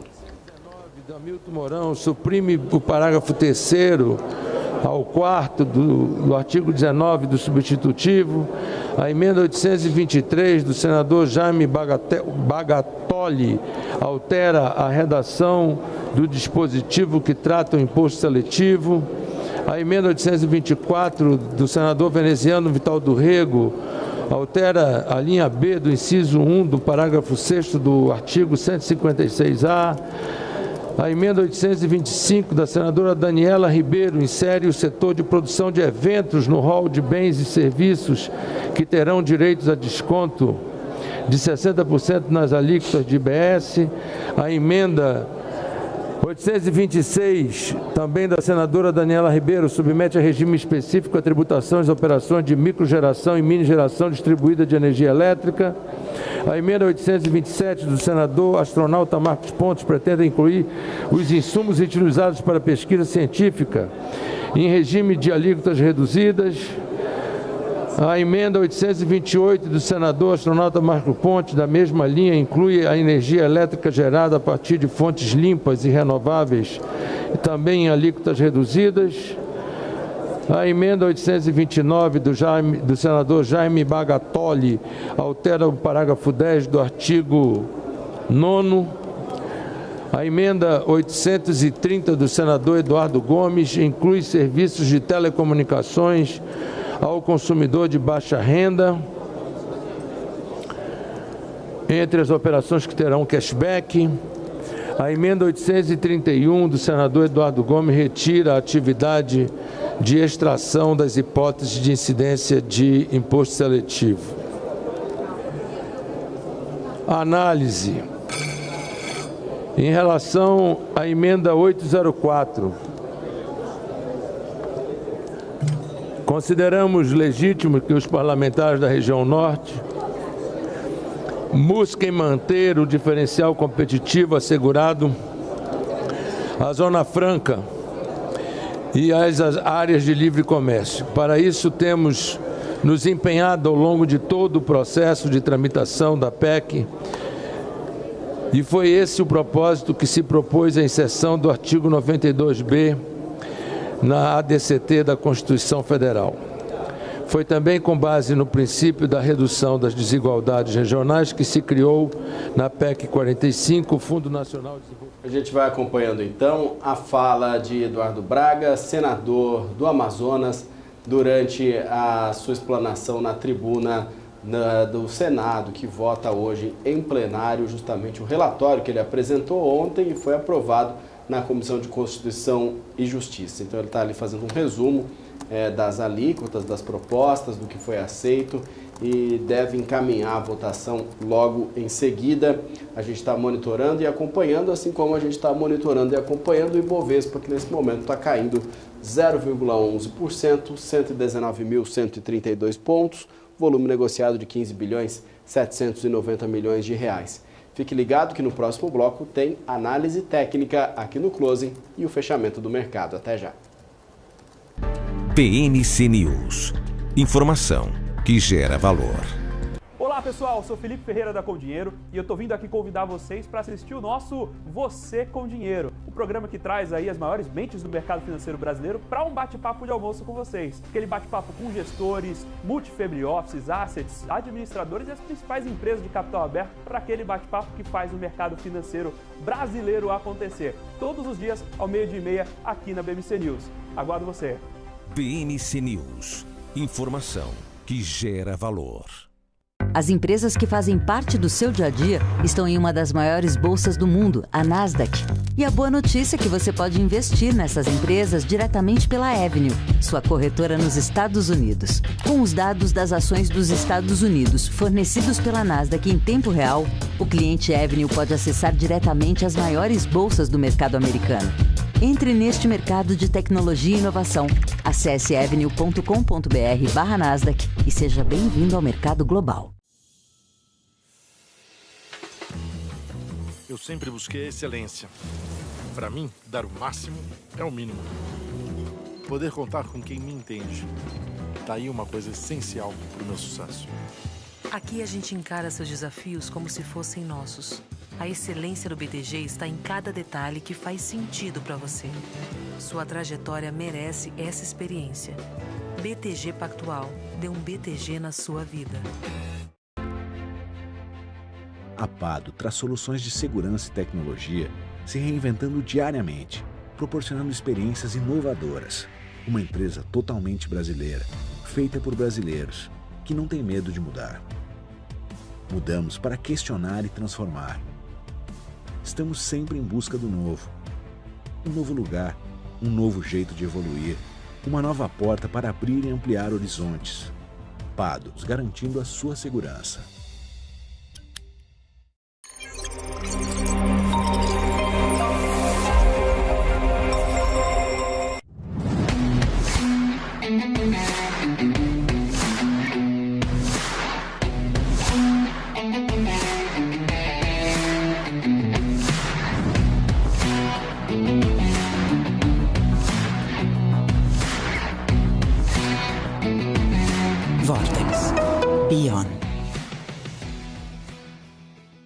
No pré-market, você fica por dentro de todas as notícias que vão impactar os mercados no Brasil e no mundo. Eu sou Marco Prado e, junto com os melhores analistas, vamos ajudar a preparar o seu dia, sempre trazendo informações importantes e as atualizações das bolsas internacionais e os mercados futuro. Tudo isso para melhorar o seu investimento. De segunda a sexta-feira, a partir das 8 horas da manhã. BMC News. Informação que gera valor. BMC News. Informação que gera valor.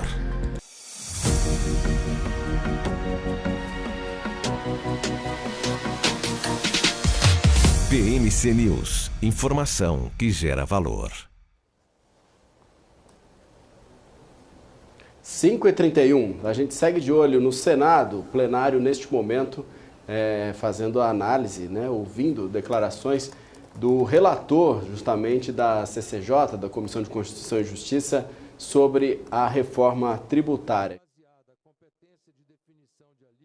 Para falar um pouquinho mais sobre esse assunto que está dominando aí, que há uma grande expectativa do mercado, há uma grande expectativa da sociedade como um todo para essa votação.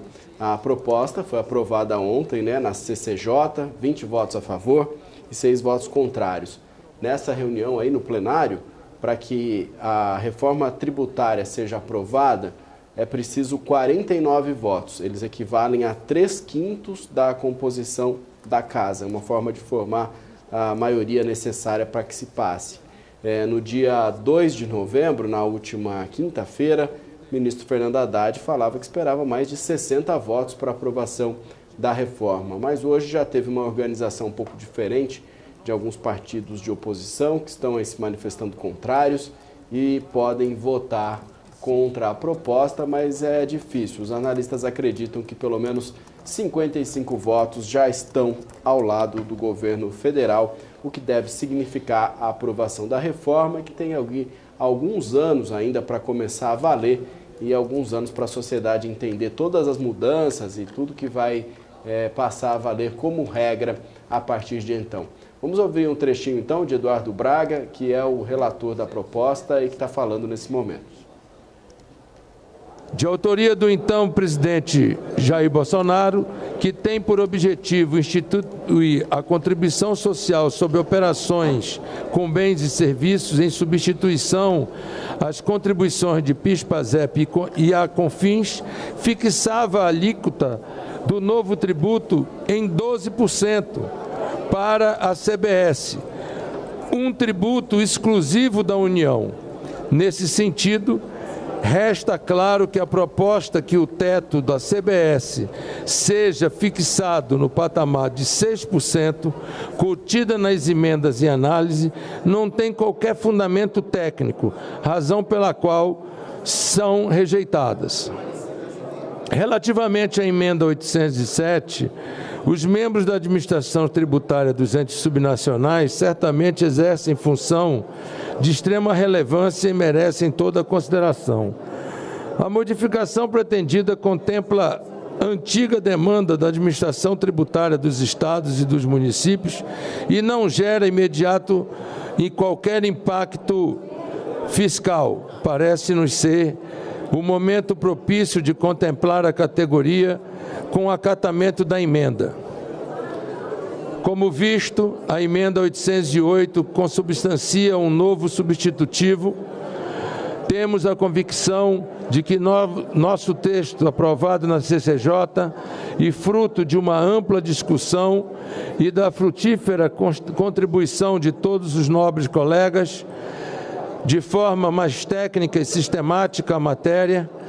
Ademais, a proposta de desmembramento do IBS atinge de forma negativa um dos principais pilares da reforma tributária, que é a simplificação, além de manter a diferenciação das bases tributárias entre bens e serviços, foco de inúmeras discussões judiciais e fonte de insegurança jurídica. Assim, resta rejeitada.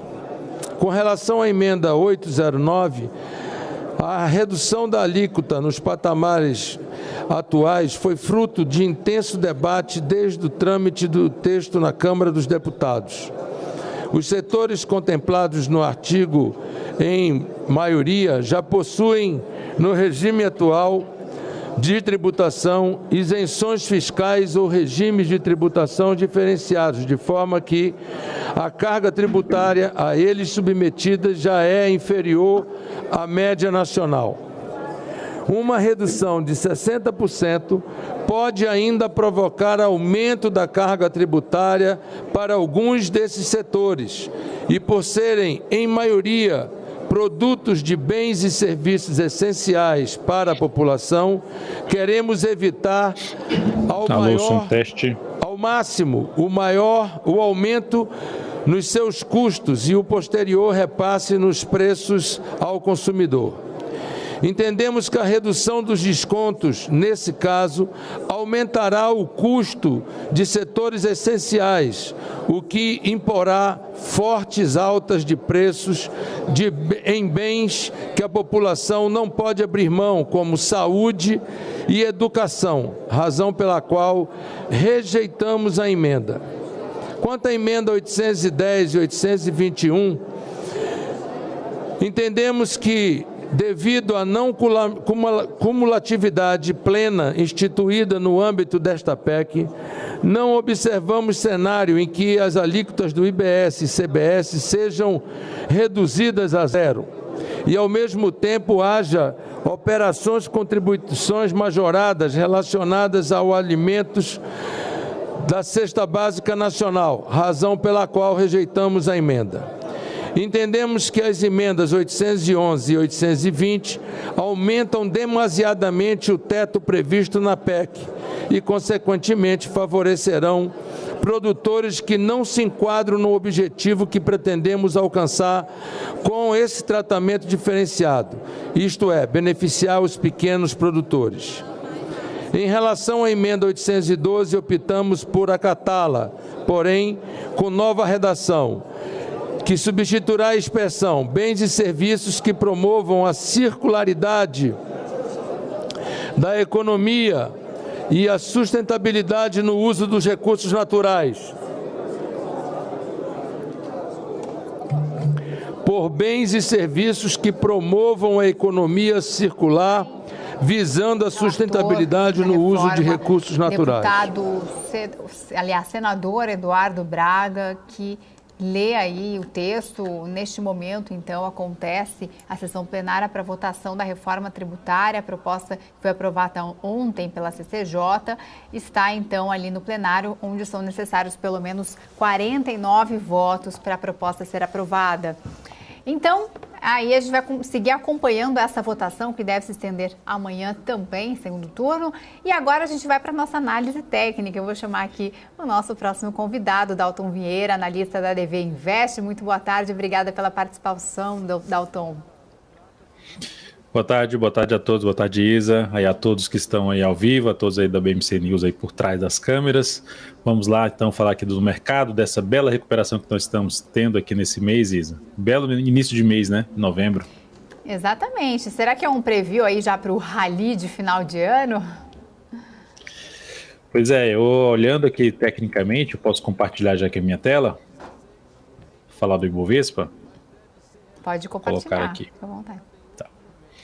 Beleza, então compartilhando aqui minha tela, já colocando aqui o gráfico mensal do índice Bovespa, o que a gente dá para observar que, desculpe, o gráfico mensal aqui do índice Bovespa, é que ele gerou um sinal de alta. Ele parou a queda depois de 3 meses, algo parecido com o que aconteceu aqui, não chegou a gerar uma nova mínima. A minha expectativa até era de ter ainda uma nova mínima em relação a outubro, mas não aconteceu e já superou a máxima do mês de outubro. Não só a máxima do mês de outubro, mas superou também a máxima do mês de setembro, que no gráfico diário isso representa um rompimento de uma estrutura importante de baixo. Pegando aqui de forma resumida, a gente tinha algo assim, ó. Então agora a gente teve um movimento que faz aqui esse movimento, revertendo a tendência de baixo, entrando na tendência de alta de curto prazo. E assim, Isa, para o Ibovespa anular essa expectativa de alta que ele tem nesse momento, para mim é só se ele voltar aí para baixo de um patamar de 115 mil pontos.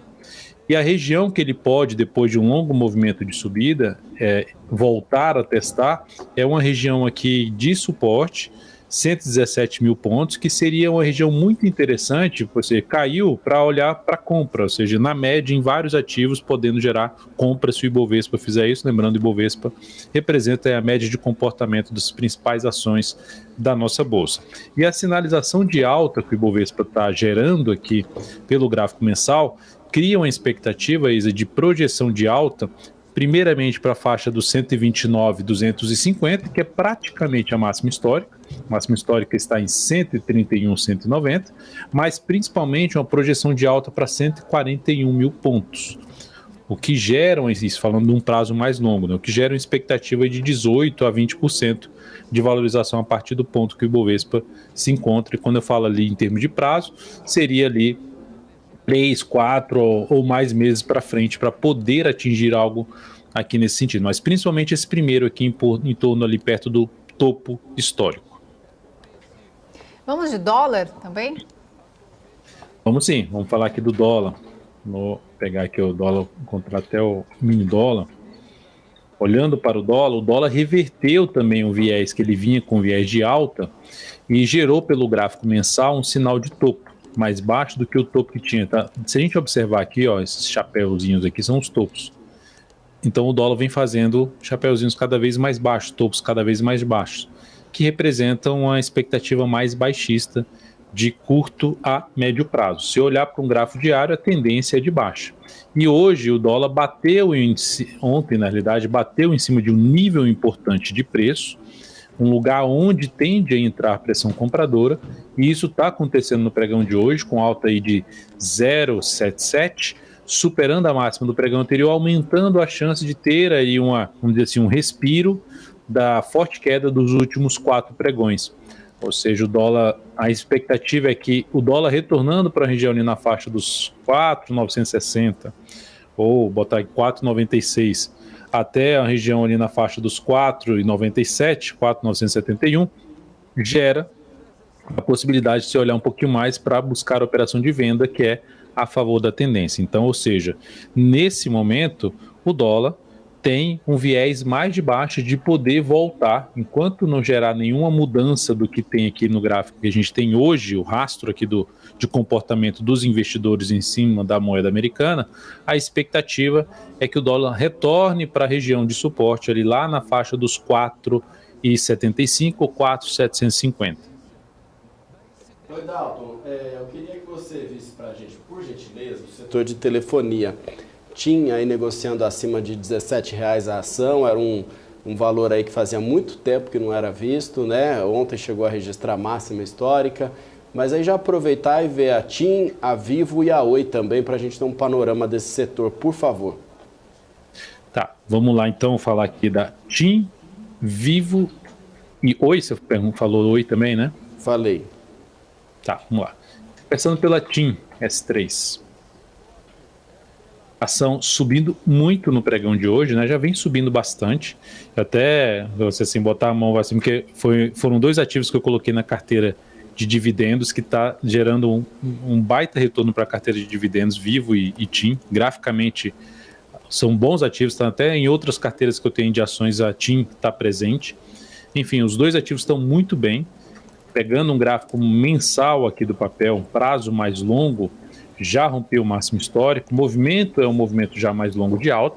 Então a relação risco-retorno de comprar esse papel aqui no nível de preço que se encontra é menor. Então eu colocaria menos capital se eu fosse comprar o papel aqui nesse nível de preço. Por quê? Porque já são, pegando aqui, ó, já são 9 meses de um movimento longo de subida. Então aumenta-se gradativamente a chance de acontecer o quê? Depois dessa estilingada para cima, de ter depois um movimento para baixo. Então se eu for resolver investir, seja por um prazo mais curto ou por um prazo um pouco maior em TIM, ou prazo mais longo, pouco capital. Num prazo mais curto, eu optaria por aguardar algum retorno do preço, algum movimento contrário para buscar alguma sinalização de alta em cima de algum nível de suporte, que a gente costuma dizer aqui, que é um nível de preço onde o preço pode parar de cair e voltar a subir, por exemplo, por volta ali dos R$16, seria uma faixa de preço bem interessante caso retorne para essa faixa de preço. VI-VT3, no caso da VI-VT3, que também tem um cenário muito interessante, pegando um gráfico, deixa eu só carregar aqui o gráfico, mensal, próximo de fazer o que a TIM fez, que é a ação superar aqui a máxima histórica, a região de máxima histórica, o topo aqui mais alto que ela teve na tendência dela histórica, a gente está aqui na faixa dos R$ 49,85 até os R$ 50,70. Esse é o caminho mais provável. Pega um gráfico também anual dessa ação, que tinha gerado um sinal de baixa, bateu na média. Não é a primeira vez que ela faz isso, tá? Assim, ela já bateu algumas vezes na média aqui e volta a subir. Ou seja, é uma região interessante. Quando está todo mundo desesperado querendo sair do papel, é uma região interessante de compra pensando em retorno. No ano, a ação está subindo 36,3%.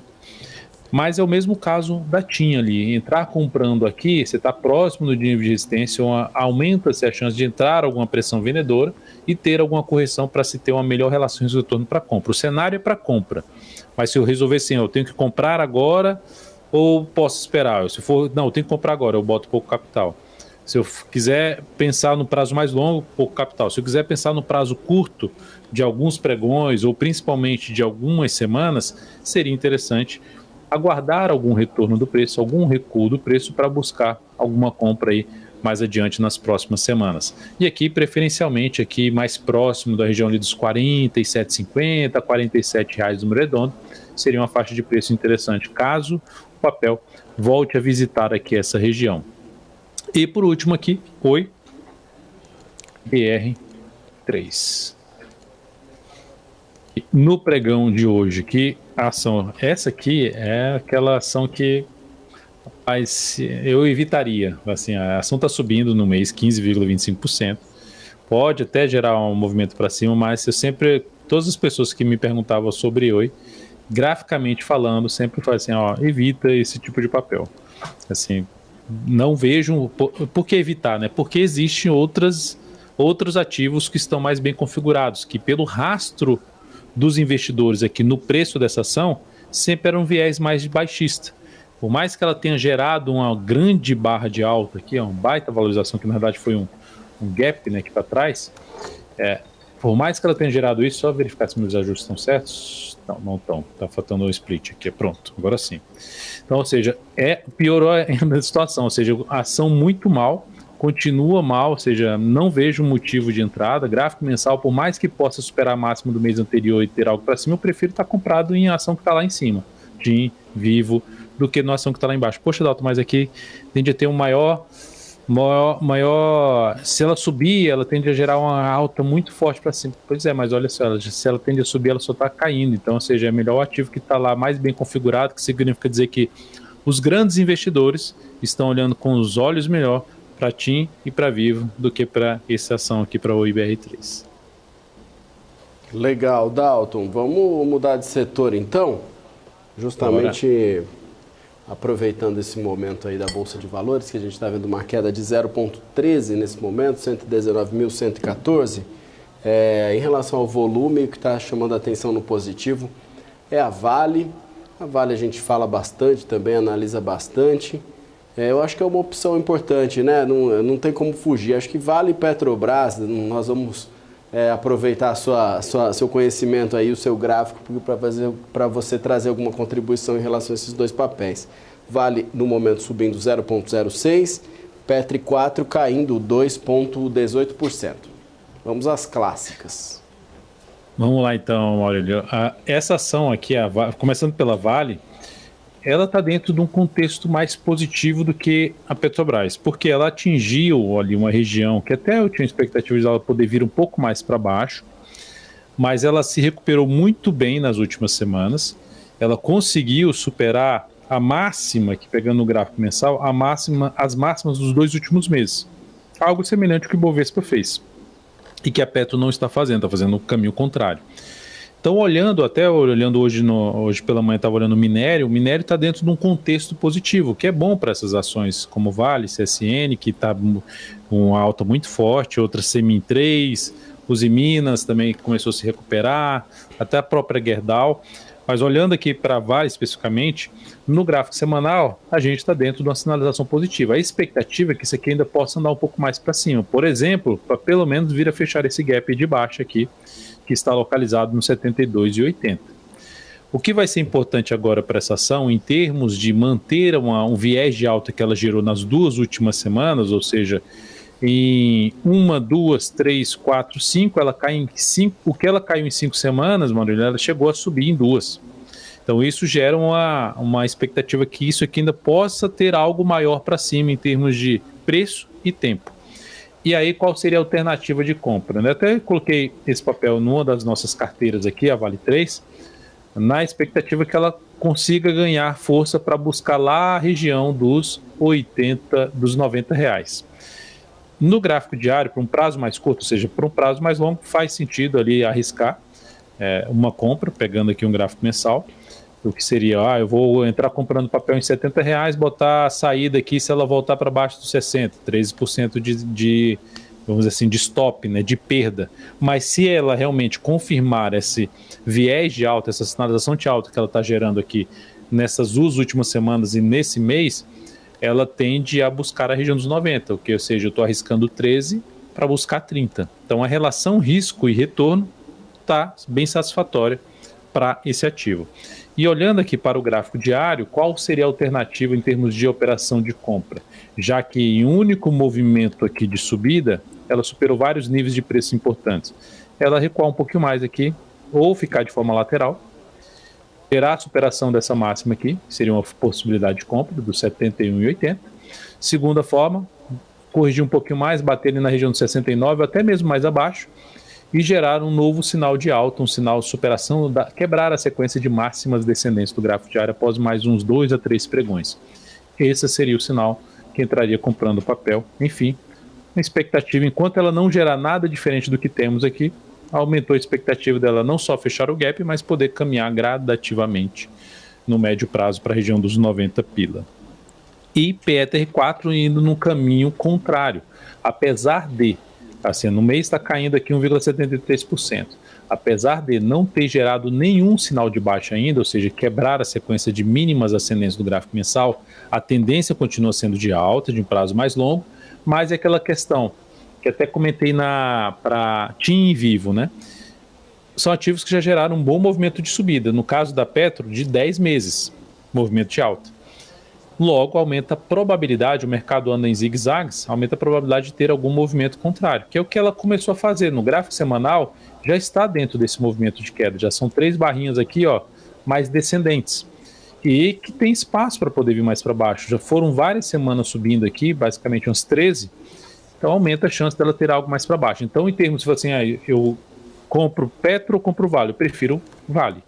Eu prefiro planejar compra em Vale do que Petro nesse momento. Petro, para pensar em compra nesse ativo, ela teria que, para mim, ela teria que recuar um pouco mais, ela teria que voltar ali para uma faixa perto dos R$31, para me interessar um pouco mais para uma compra com melhor relação risco-retorno ali, pensando no curto a médio prazo em cima dessa ação. Então, para quem está comprado, aumentou a probabilidade de ter algo mais para baixo em PETR4 e Vale está com um cenário mais positivo, invertendo aqui o contexto, que era um pouco de um ou 2 meses para trás. A Petro era quem estava segurando a queda do Ibovespa, e nesse momento é mais a Vale que vem segurando, junto com os bancos, segurando a queda do Ibovespa, na verdade, impulsionando o próprio Ibovespa, né, nos últimos pregões. Dalton Vieira, pedi para você descompartilhar sua tela, que a gente quer agradecer mais uma vez pela sua participação aqui no Closing. Uma ótima tarde, uma boa quarta-feira. Valeu, valeu, Isa, muito obrigado a todos e uma ótima quarta-feira a todos vocês, bom descanso, até a próxima semana. Até, Dalton. Isa, você tem algum outro destaque? Acho que a gente podia partir para o fechamento do mercado aí, lá fora, ou você tem mais alguma informação? Exatamente, acho que encerra, né? A gente estava ali com imagens lá de Brasília, no Senado, onde Pacheco então encerrou a primeira etapa ali de discussão no primeiro turno. Braga, o relator Eduardo Braga deu seu parecer sobre as emendas, então agora há pouco então foi encerrada essa parte de discussão da PEC da reforma tributária e também o prazo para que senadores apresentassem ali suas emendas e requerimentos dos destaques. Eduardo Braga, então, já concluiu. A gente vai seguir acompanhando aí, amanhã deve ter ainda mais votação em relação à reforma tributária, só para fazer um giro aqui de como fecharam as principais bolsas lá em Nova York, inverteram o sinal no positivo, só Dow Jones continua no patamar negativo, 0,08% de queda, S&P 500 0,13% de alta e Nasdaq 0,06% de alta. E fechamento de petróleo, temos também os preços internacionais do petróleo, fecharam com mais um dia de perdas, WTI 2,64% de queda, aos $75,33, e o barril Brent 2,54% de queda, aos $79,54. É isso, obrigada pela companhia, valeu Maurílio, a gente se vê amanhã aqui com mais informações de mercado. Obrigada, até mais. Valeu, Isa. Para fechar aqui, Bovespa agora naquela fase dos leilões, o fechamento prévio ficou numa queda de 0,13% mesmo, 119.114 pontos. As empresas agora, os papéis das companhias em leilões, né, em leilão para negociação, depois até a consolidação do resultado. O dólar futuro fechou 4,92, ganhos de 0,81%. Quero te convidar para continuar acompanhando a programação da BMC News. Nós ficamos no ar 24 horas por dia. Amanhã cedinho, a partir das 8h30 da manhã, tem programação ao vivo com os destaques, com a abertura do mercado e também as notícias mais importantes do dia. Obrigado pela sua companhia, obrigado à equipe técnica que colocou esse programa no ar. A gente volta amanhã a partir das 4 horas da tarde com o melhor fechamento do mercado. Um abraço e até lá!